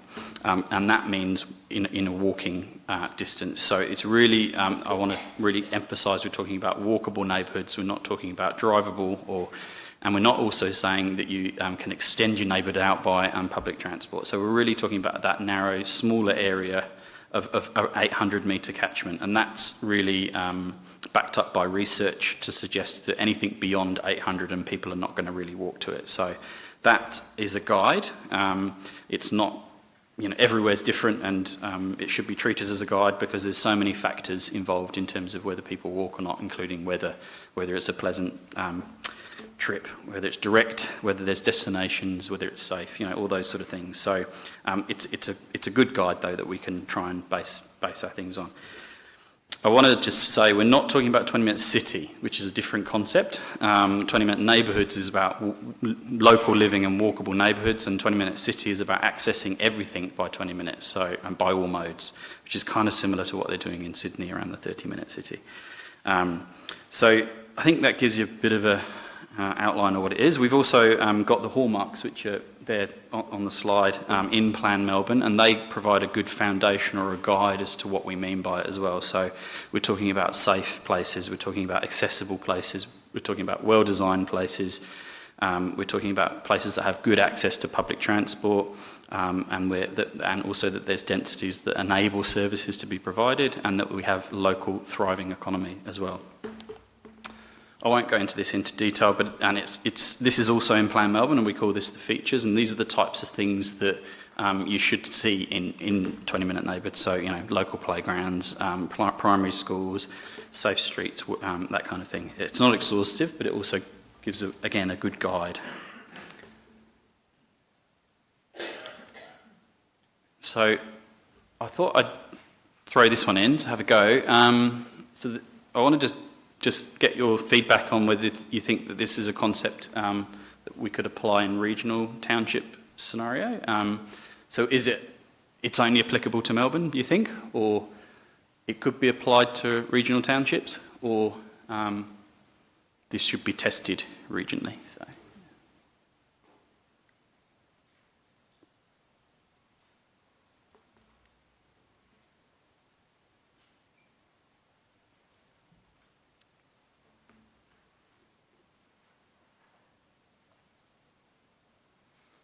That's good to see. It looks like most people think it could be applied regionally. But maybe we need to test it. Yep. Good. So I just throw this one in here. Really, we sort of, I guess the way that we talk about 20-minute neighbourhoods is around, it's actually not a new idea. It's something that humans have been doing in settlements for a very long time, and I do get criticised by putting a photo of Split in Croatia in, but I went on holiday and I loved it, and it's very walkable. You get the idea. Human settlements have been walkable over the years, and it's about how do we sort of move back to that traditional form and away from the sort of totally car-dependent places that we've seen in recent years. And that's not to say that cars obviously will continue to play a role in the way that we live, and as Peter I think mentioned earlier, they're going to be a high percentage of people still going to be driving. So, but how do we create places that are walkable as well? And there's some interesting thoughts around what new technology is how that's going to impact on this as well. So. What makes a walkable neighbourhood? I threw this in just to give you some examples of some nice photos, really. But we're talking about the quality public realm. We're talking about third places, which is a concept around the other place that you might go to, which is not work and which is not home. It might be a park, it might be a cafe. Affordable housing is going to be an important part of the mix, particularly in Melbourne. Active transport. It's really the attention to detail in the place, the human touch to it, the place experience. It's compact, it's mixed use, and it's dense, and I think you've heard that already today. I'm not going to list you all the benefits, but in the report that we've released, we do put quite a lot of work into showing you the range of benefits for this type of development, and it doesn't just cover health. There's an amazing range of health benefits to this kind of thing, but there's also social in terms of community connection and social connectedness, economic, walkable places, businesses make more money basically, and environmental in terms of we're getting people out of their cars and potentially reducing emissions. We're reducing the need to use those other modes for trips. So yeah, lots of benefits. So it kind of brings me to how. So how are we going to do this? So we've undertaken the 20-minute neighbourhood pilot program, and we partnered with, I think Naomi mentioned, we've partnered with the Heart Foundation to embed their Healthy by Design principles into the work, but we also partnered with Victoria Walks as well. And so after the release of Plan Melbourne in 2017, we went to councils and we said, what do you need? So metro councils, what do you need from us to implement this? And they came back and they said, we want better promotion, we want better advocacy, we want support from state government, we want to know what it means on the ground, we want to test it, we want case studies, best practice, and quite a lot actually. But we want to partner with the state government to do this. So following that, we did an EOI process to metro councils to be involved in a year pilot program, yeah, so that's been running for a year and it's now closed. So the three pilot councils were Maroondah, Brimbank and Moonee Valley, and we particularly looked at neighbourhood activity centres, so the smaller centres, because they tend to have been the ones that have had less investment, and they're sort of a little bit more car entrenched. And we looked at the outer, sort of middle to outer kind of existing neighbourhoods. And you can sort of see the characteristics there, the kind of low scale, relatively car dependent, lots of roads, limited investment. So they had similar characteristics. There was sort of, so there was Croydon South, which is about 28 kilometres from the CBD. Sunshine West is about 15 or so, I think, and Strathmore's around the same. So middle to outer. And each of the three councils came at it with different approach, and we tried to keep it as flexible as possible for them. And so Maroondah really wanted to use it as a template to how they plan for all of their neighbourhoods, so test out an approach and then use that as a template. Brimbank wanted to look at it from an economic development point of view, and their economic development team led the work rather than the planning, and so they worked with traders in that one. And Strathmore were much more advanced in their planning because they've released the Moonee Valley 2040, which is based on 13 20-minute neighbourhoods. So they're in the how do we deliver it on the ground sort of stage. So I just want to touch on this. A key part of what we did was a community partnership approach, and that was something that in Plan Melbourne was part of the action that I mentioned earlier. And so there was heaps of different events that each of the councils did. And what the approach was, we tried to have the community help shape the project rather than consult on it, and it was sort of evolving as it went through. So it was a very successful part of the project, and there's a few examples there. I won't go into too much detail now, but they had street party in Strathmore. There was community events. They had pop-up parks. A really lovely one in Strathmore was Stories of Strathmore, where they interviewed the local traders and created those posters. You can see it up there. And they actually posted them up on the businesses so people could connect and understand why the people had located there, and where the traders had come from, and how they felt connected to the centre. So it was a really lovely initiative, that one. We also used this tool, CrowdSpot, which you may not have heard of. It's a really great tool which not everyone's going to use, but it allows people to drop pins on a map in specific geographical locations, as you can see there. That's the Strathmore one, and they can make comments about particular issues. So, and the good thing about it was a lot of it wasn't all negative, that everything's bad. There was a lot of great ideas that came out of it, and there was lots of particular issues around walking and cycling, and also people's favourite spots, which I thought was interesting. But it's kind of, someone described it as hyper-local. I think it's like that real local information that you'd only know if you lived there. So that was a great tool that we used. We also did some assessments as part of the work. So Victoria Walks, who are our partners as well, they did walking assessments around the 800 metre catchment for each of the neighbourhoods. Vic Roads did their movement and place assessment, which is a sort of new tool that they're using where they're looking at movement as well as place, which they haven't necessarily done in the past. So I think that was the first time they'd applied it in these 3 neighbourhoods, so that was really good. And we also looked at density and canopy cover and tree cover in terms of the heat island effect. Where are we?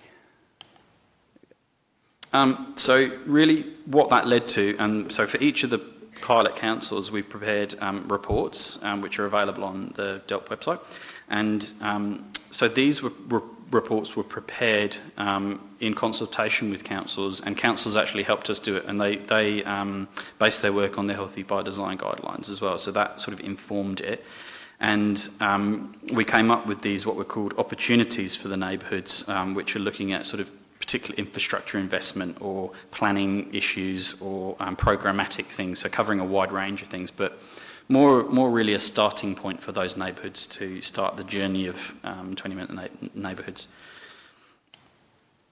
As well as the neighbourhood reports, we've also released the 20-minute neighbourhood Creating a More Livable Melbourne report, which is more of a programmatic cross-government report which sets out recommendations back to government to how we can better do it, how we can better implement 20-minute neighbourhoods. So the recommendations, I'll just quickly go through them. So these are kind of a bit unusual because the government is sort of making recommendations back to ourselves, but in a way it's good because we're sort of self-critical. And so we're saying these are the things that have come out of the pilot and the program where we think we really need to address these to better implement it. So the first one was reviewing the VPPs, the Victoria Planning Provisions, to give greater weight to 20-minute neighbourhoods. I mean, I think at the moment one of the councils is saying, their heritage and local character sort of sections were huge, and actually if you look for 20-minute neighbourhoods in the VPPs, it's just one piece of paper and it's a few lines. So it kind of, the weight isn't there in terms of being able to consider it. Using all the pilot work to create guidelines and resources and more evidence to support this for councils to do it. We need to look at embedding this approach into the major infrastructure projects in Melbourne, so things like the suburban rail loop. We need to improve neighbourhood activity centre planning. We need to monitor this. At the moment, we don't do monitoring, which is a big issue for Plan Melbourne and something that we're going to be really focusing on next. How do we know how we're going if we're not monitoring it? We need to encourage and incentivise good development. So there's a lot of will out there to do this stuff, but for whatever reason, the system's not enabling it, or it's too difficult or too expensive or too long. So how do we address that? How do we scale this up across Melbourne and potentially beyond? How do we deliver those opportunities that I mentioned? Supporting the movement and place framework is important. Density done well, it's all very well talking about density, but if we don't get good design, then it makes our job a lot harder in terms of encouraging that to happen. So we need to show that there's some really good examples out there. We need to promote, we need to educate, and we need to encourage a coordinated approach for councils, and we need to support whole of government coordination, which is another issue. I just threw this one in as well because there's been a lot of interest around the world, actually. Thank you.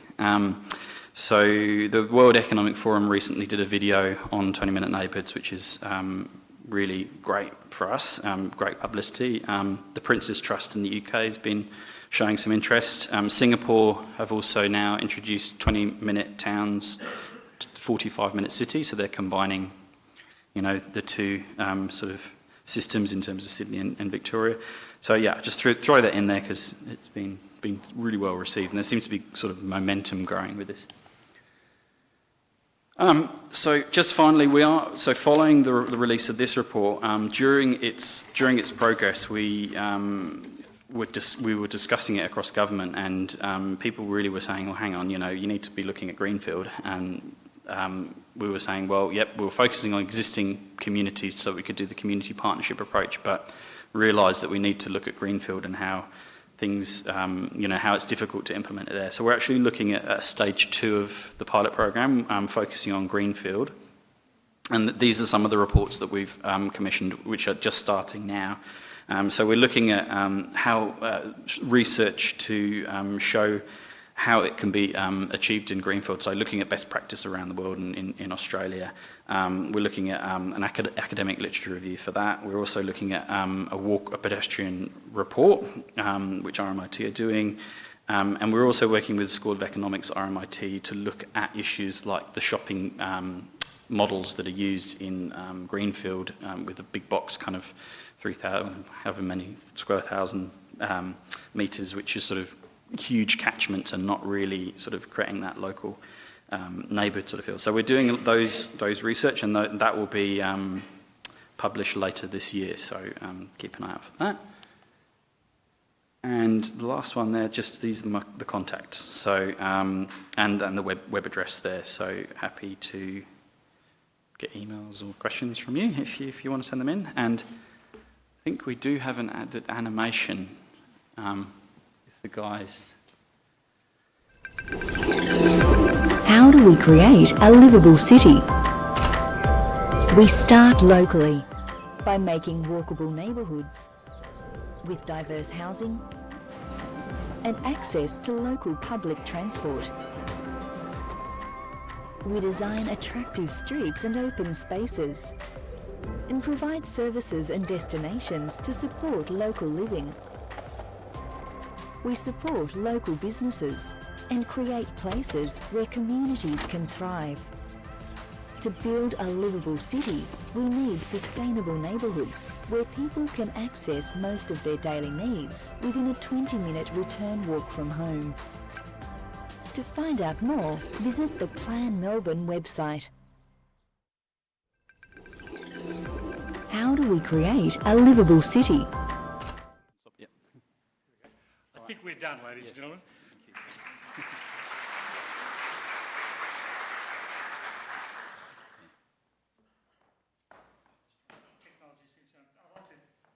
Thanks to the tech guys down the back who've made our videos actually work in the end, which we appreciate. I've got a few questions here. One of them is, that's great, but our planning system doesn't deliver those outcomes. How can we change it? It's an easy one to start off with. Thank you. Yeah, well, as I mentioned, one of the recommendations there was around what do we need to do to, look at the VPPs and strengthen some of this in there and give greater weight to these outcomes. I mean, it's in Plan Melbourne. It's been endorsed across government. We should be implementing this, so we need to support councils to make sure that the planning schemes are in accordance with Plan Melbourne, and that we actually look at where are the issues with the VPPs, what can we do to change it, and that's where we're looking now. We're gonna start some work looking at that. Okay, the other side of that is, how do you encourage the private sector to work towards creating 20-minute neighbourhoods when most developers are interested in and driven by economic benefit? There's always that question, isn't there? Oof. Yeah. Well, actually, the really positive thing about this is my experience of so far has been that a lot of developers are really keen to do this because, and we're seeing some of the big developers talking about walkable urbanism and, density done well, and they see the value in it because they're creating a product which people want to buy and they want to live there. So there are some developers that they want to use the same model, and as I said before, trying to change into a different model is sometimes harder because it's the unknown. It takes longer. It's more expensive. We just keep doing the same thing. So we're really interested in that. And as I said, one of the recommendations is around how do we incentivise developers to do that, and then how do we make it easier for them to do that. I think you put your finger on it. You don't have to incentivise it, you just have to let them do it, which is, of course, what the planning system often stops a lot of things happening. To me, one of the big problems with this has always been about the 20-minute neighbourhood or city, going back to that stuff. It's about how do we get more employment more broadly spread, which is always the big question. If I go to the residents living next to Strathmore, who I know from the old days, and tell them we're going to have a nice 6-storey residential tower and we're going to have some office blocks and things like that there, what the reaction will be. So how do you do it? It's a very good question, Peter. While you're up there and I'm over here. I knew that was coming. So look, it is a huge challenge, and one of the things, it's a bigger issue with Plan Melbourne, I'd say, rather than 20-minute neighbourhoods. So there's the larger centres that we're trying to create called National Employment and Innovation Clusters, so they can create more jobs which are closer to where people live. But also we want to have thriving local economies in the smaller centres as well. And also, as I mentioned to you earlier, Peter, co-working spaces are becoming really important. And I know that Moonee Valley, which basically enable people to do some of their work locally some of the time. So it means they don't have to go to the larger centres necessarily. They can go somewhere locally. So those kind of co-working spaces that Moonee Valley are trying to do in their 13 neighbourhoods are going to become much more important, and there's a huge demand for them. So I think that sort of thing for the smaller centres is really important, but also for the larger centres we want to make sure that we do have thriving economies, and that we try and leverage off the universities and other big research kind of organisations to enable employment growth more locally, not just all about the CBD. Now, has anybody in the audience got a question? Because I have one more if you don't. And they've changed the lights. I can barely see the gentleman here. Yes, sir. Just as loud as you can, please.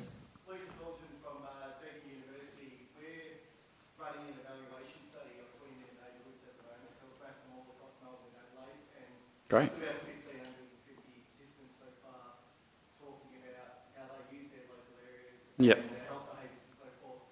Can I ask you, John, what health benefits you think 20-minute neighbourhoods provide?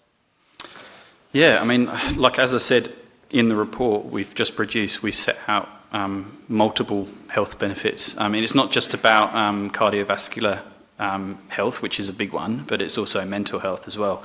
The more you're out walking and the more access you have to local open space, and the public realm improvements that you should see as part of 20-minute neighbourhoods actually have a positive effect on mental health. But as I said, there's a range of benefits that... Not so far. I mean, we at the moment we're in the pilot stage. So, as I said, we've only been doing this for a year, and we're really testing it at the moment. I think that's a really important point, though, around how do we monitor this? How do we know that we're delivering? And so that's a question that we're going to be trying to tackle going forward. That question's come up a couple of times today, is it true? Does it actually make a difference? But I've got one more for you. It's really easy for you to answer. I'm not being cynical at all, but with government, these things one of the things the government does, it actually puts money behind things. How much money is government putting behind local centres and things like that, and how do we encourage them to think about this rather than just the next big new fancy project? How do we actually get a lot more activity from government and helping councils? Because at the moment government leaves it really virtually entirely to councils. What do you think about that? It's part of my mission, Peter. I agree. In Melbourne, we're obviously seeing these huge infrastructure projects with multiple billions of pounds. Sorry, I'm from England.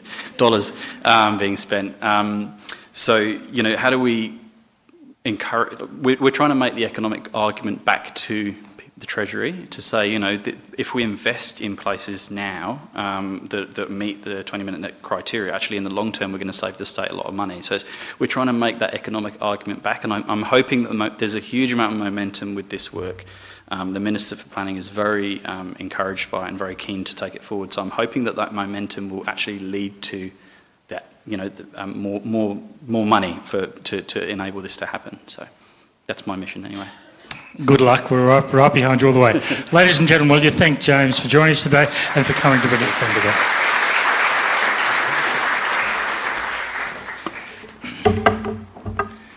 Topic close to my heart, that one. Ladies and gentlemen, it's my absolute pleasure to introduce the Executive Officer of Healthy Greater Bendigo, Amy Brown, who's going to speak to you about the active living census that was recently conducted across the Loddon Canterbury region. We won't be having a Q&A session after this, but over to you, Amy. Thank you.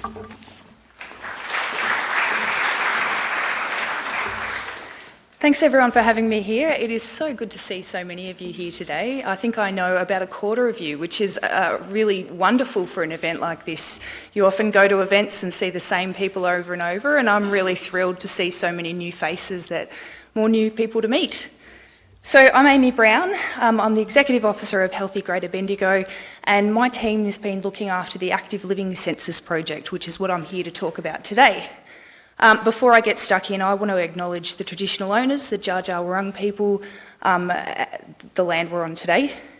I also just want to, given that this is the first opportunity someone from Healthy Greater Bendigo or the Healthy Heart of Victoria teams had to be up the front, I just wanted to thank everyone for coming and welcome you from the organisers of the event. As I said before, we are so thrilled by how many people have turned up today. And the diversity of people in the audience. It's just wonderful to see. And huge thanks to those who've had to travel. We all live in regional areas, so we all know what travel's like. But really appreciate those people, especially from the Healthy Heart of Victoria, 6 local government areas. So, both of our teams, Healthy Heart of Victoria and Healthy Greater Bendigo, believe that everyone has a role to play in supporting communities to live well and live healthy and happy lives.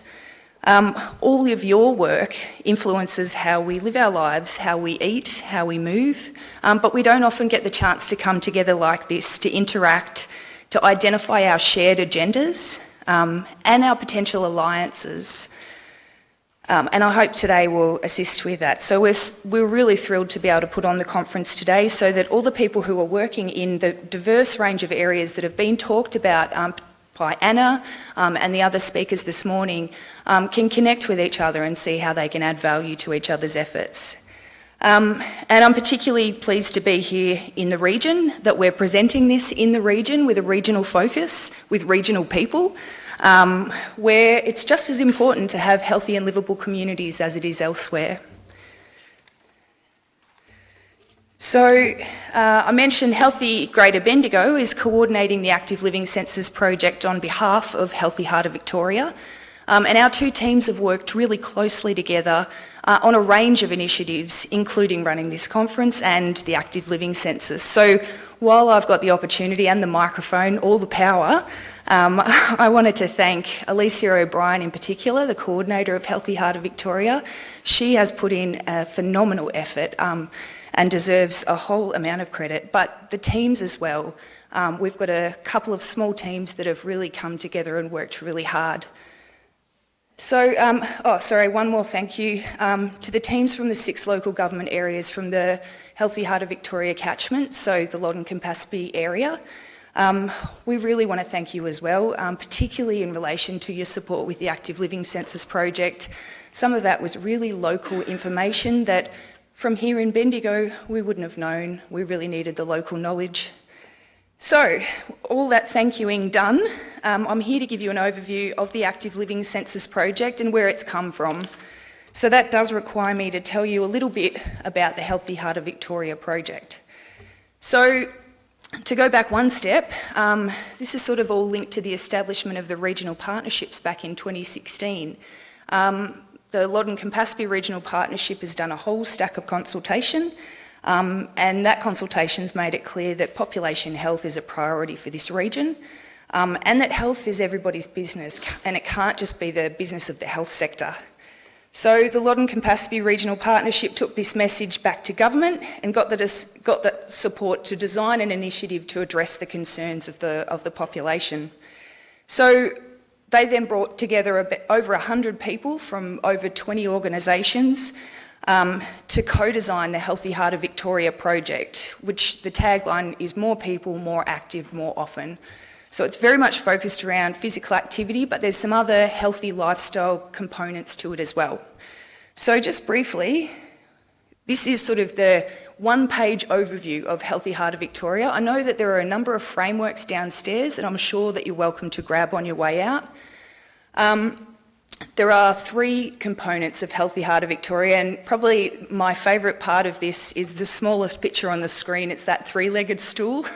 So the Healthy Heart of Victoria project is based on that model that there's these three parts, and if one of them doesn't work, the whole thing falls over. So the three parts of Healthy Heart of Victoria are all interrelated. They're health brokers, which are located in each of the local government areas that are part of the catchment. There's an infrastructure and activation fund, which is designed to fill those gaps, things you can't normally get funding for, and little things to activate existing infrastructure, and the active living census. So the rest of my talk is focused on the active living census. I guess I've really been pleased that the speakers before me have laid out the case for why we needed this. For me, I think it fills some really important gaps in data availability that we had. We have tons of information in our local councils from research partners and agencies in our communities and around the state, around our local environment, and around our local population in terms of who they are. But we really struggled with information about what they do, how do they live. We've also got that next level, our kind of health outcome information, how are people getting sick, that kind of thing. But it's that middle phase that we've never really had the good quality data about, how are people living their lives. So the active living census is designed to fill that gap. It's also designed to provide us with information that goes below the LGA level. So most of the information that we do get around health behaviours and this kind of behavioural data is at a local government area level, and that's great. It's really valuable data. But particularly for our rural and regional areas that are so vast, it's such a broad brush. So for us, it's really valuable to have that data at a township level or even lower than that at neighbourhood levels. And the other real important reason why we needed to do the active living census was to support the evaluation of the rest of the Healthy Heart of Victoria initiative. If we can get it funded again in a few years, we can see what's changed from today or from a few months back when we ran it. So, the 2019 Healthy Heart of Victoria Active Living Census is not yet available. It's so close. I was devastated that I couldn't provide you with the actual data, but look, I'm just revving you up for the next month or so when it does become available. You'll all be ready to go. So to give you a sense of what you will see, I've got to look back at the 2014 Bendigo version, which is in part what the 2019 regional version is based on. So back in 2014, Greater Bendigo had the opportunity to design and run the active living census just for this one municipality. It was an incredibly valuable thing to do, and about 16% of the population responded. It gave the most detailed data that we've ever had about how people live their lives, how they use our facilities and spaces. And it was incredibly powerful for telling the story about our community, attracting funding, building equity in our decisions, really kind of making more objective decisions about investments, that sort of thing. It was so wonderful. Well, sorry, I was involved. It was such a powerful project, and people really did see the benefits of it, that when we had this opportunity with the Healthy Heart of Victoria project, the other local government areas that sit around Greater Bendigo really saw what they could gain if we expanded the scope to include their areas. And Greater Bendigo was thrilled to do this because we know that life doesn't end at municipal boundaries, so it tells a much richer story when we look across the region. So from going from about 115,000 people in the catchment in 2014 up to 225,000 people in the catchment of the Loddon-Campaspe region that were given the opportunity to participate in this survey. So I'm going to describe what it actually includes in a tick, because I know I haven't got to that yet. So in terms of how have we done this survey, it's actually a really basic approach. We were really conscious of lack of internet access and a whole range of those logistical issues that affect many of us in many places. So we took an approach where all residents were invited to participate in a survey. Every resident was sent a survey. that ended up about 95% actual delivery coverage. But the survey was also available online, and we got a really good response. The preliminary data that I've seen, and this is preliminary so it may change, suggests that we got just under 25,000 people responding across our region. So that's around 10%, which is a really good, solid response and will give us really good quality data. So we really designed a lot of what we included in the active living census around the 2014 Bendigo version, but also really needed to consider what was different for the other areas that were now included in the catchment. So we expanded what we were looking at and made a few tweaks as well. So the topics on the screen here are very broad brush. I'll give you some extra detail. But broadly, this is behavioural data, so particularly the health and wellbeing section and the recreation active living section. So you can see we asked a whole range of demographics on the left there. For me, some of the really valuable inclusions that are different from the 2014 version Bendigo did was the inclusion of things like LGBTQI+. I'm really excited to see that data when it comes in. I'm not sure that we're going to have quite the number that we can break that down by LGA, but even to have that data at a region level, just for the Loddon Campaspe region, I doubt we've ever had that before. I've certainly never seen it before, so I'm really excited to see how those groups are going on these other variables. Likewise, for the we managed to include some questions around prosperity and food security, which I think are really important. And again, the preliminary view that we've seen of the draft suggests they're really critical factors in determining how people are going on the other measures. They're good predictors, which you may not be surprised about. So you'll also see in that health and wellbeing section, there's a whole range of questions in there. So we asked people, how do you rate your own health? How do you, I can't remember the wording of subjective wellbeing, but it's basically how are you going in life? That was dreadful, sorry. We also asked people about things like, do you feel valued by society? To capture, in addition to all the physical activity questions that we asked in 2014, to get a sense of some of that mental wellbeing and community connection stuff. Which we thought was really important for the region that we were looking at this time. We expanded the questions that we asked around food to incorporate things around water consumption, sugary drink consumption. We also, for the first time in this survey, asked about gambling, which is really, I was pleased to hear, I think it was Melanie was saying that that was a priority in every regional community that she's worked with. So I was pleased that we've actually been able to gather some data around that. We've also asked a whole range of information around the types of activities people do. What do they do in their spare time? Physical activities generally is what we're asking about. So we asked people about how often do they use our sports grounds, how often do they use footpaths, how often do they use parks, all the types of facilities that and open spaces and infrastructure that you're likely to have in your community. You should have now information about how often people are using them. I bet you've got a sense of that, and at times you'll have information about particular facilities, but as a category, that would have been hard to gather up until now, would be my guess. It certainly had been in Bendigo. We also tweaked some of the questions that we asked, particularly to respond to the different LGAs that were in the catchment this time. So some things like how far are you travelling to get to this facility was particularly important in some of those more rural LGAs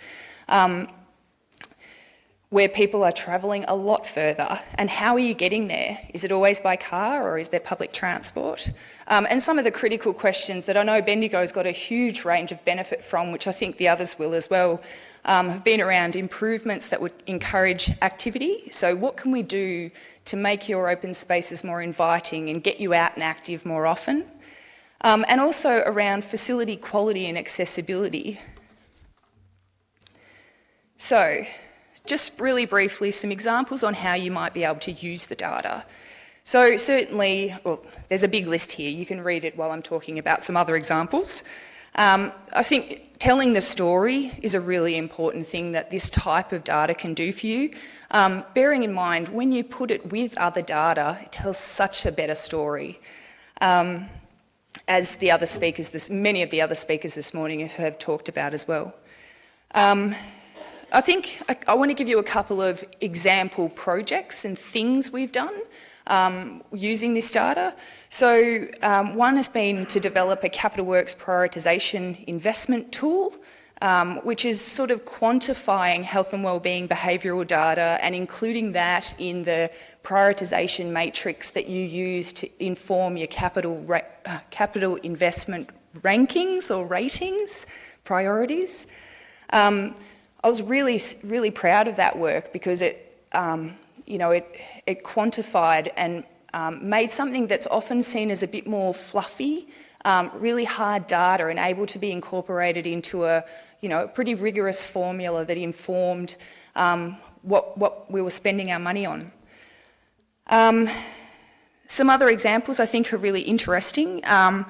Looking at this type of data and how it relates to things like a range of other data sets. So I know that there's a project at the moment with someone looking at tree canopy cover related to urban heat, related to physical activity levels. I think someone's actually mentioned that already today. It's a very popular project.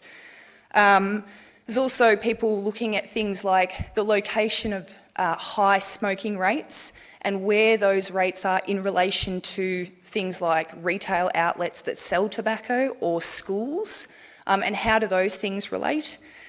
Also looking at things like where are our supermarkets and our fruit and veg sellers, and how does that relate to consumption rates of fruit and vegetables? And then how does that relate to overweight and obesity rates and other health indicators? I think some other really interesting ones were around public space availability and quality by socioeconomic status, by physical activity levels. Just such interesting stories that they can tell when you're kind of cross-matching these bits of data together. So clearly I'm a nerd and I love this kind of thing, and I just see so much potential in what we can get from this, and I really hope that you can get a sense of that when the data sets become available for your local areas as well. We'll have one for the whole Loddon and Canterbury region as a whole, and there'll be one for each local government area specifically as well, which is really exciting.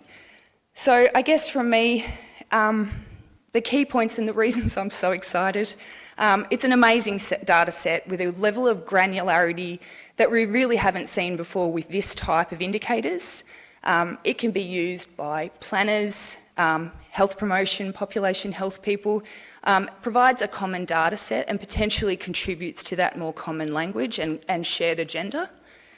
It gives our communities an advantage over other areas because not everybody has this. It covers a lot of really important topics that we've really struggled to get data about before, and there's so many different ways you can use it.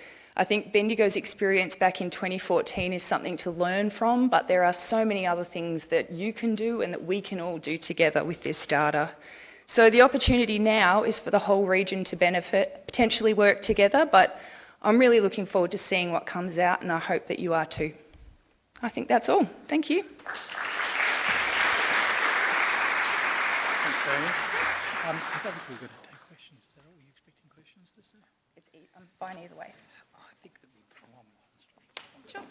I'd like you to thank Amy. I think that people who are cynical like me often say all this research is not very valuable. It's what you actually do with it that's important. However, what I'd say to the cynics is that if you're not actually working out what you want to do before you do it, you don't know what you're going to be producing. So the value of this sort of work is really important, and I think that you've given a great presentation, so thank you so much, Amy.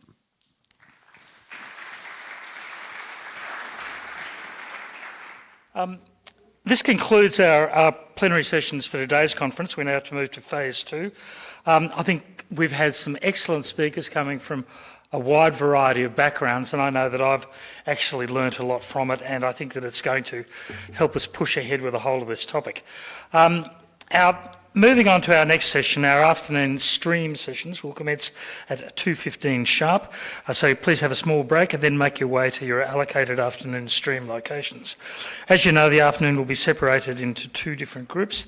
The planners stream, which will be located in the banquet room downstairs where we had lunch. And if you don't know what stream you're in, you have an orange dot if you're in the planners stream on your name tag. And if you're in the health promotion stream, you have a green coloured dot. Now, I'm not entirely sure.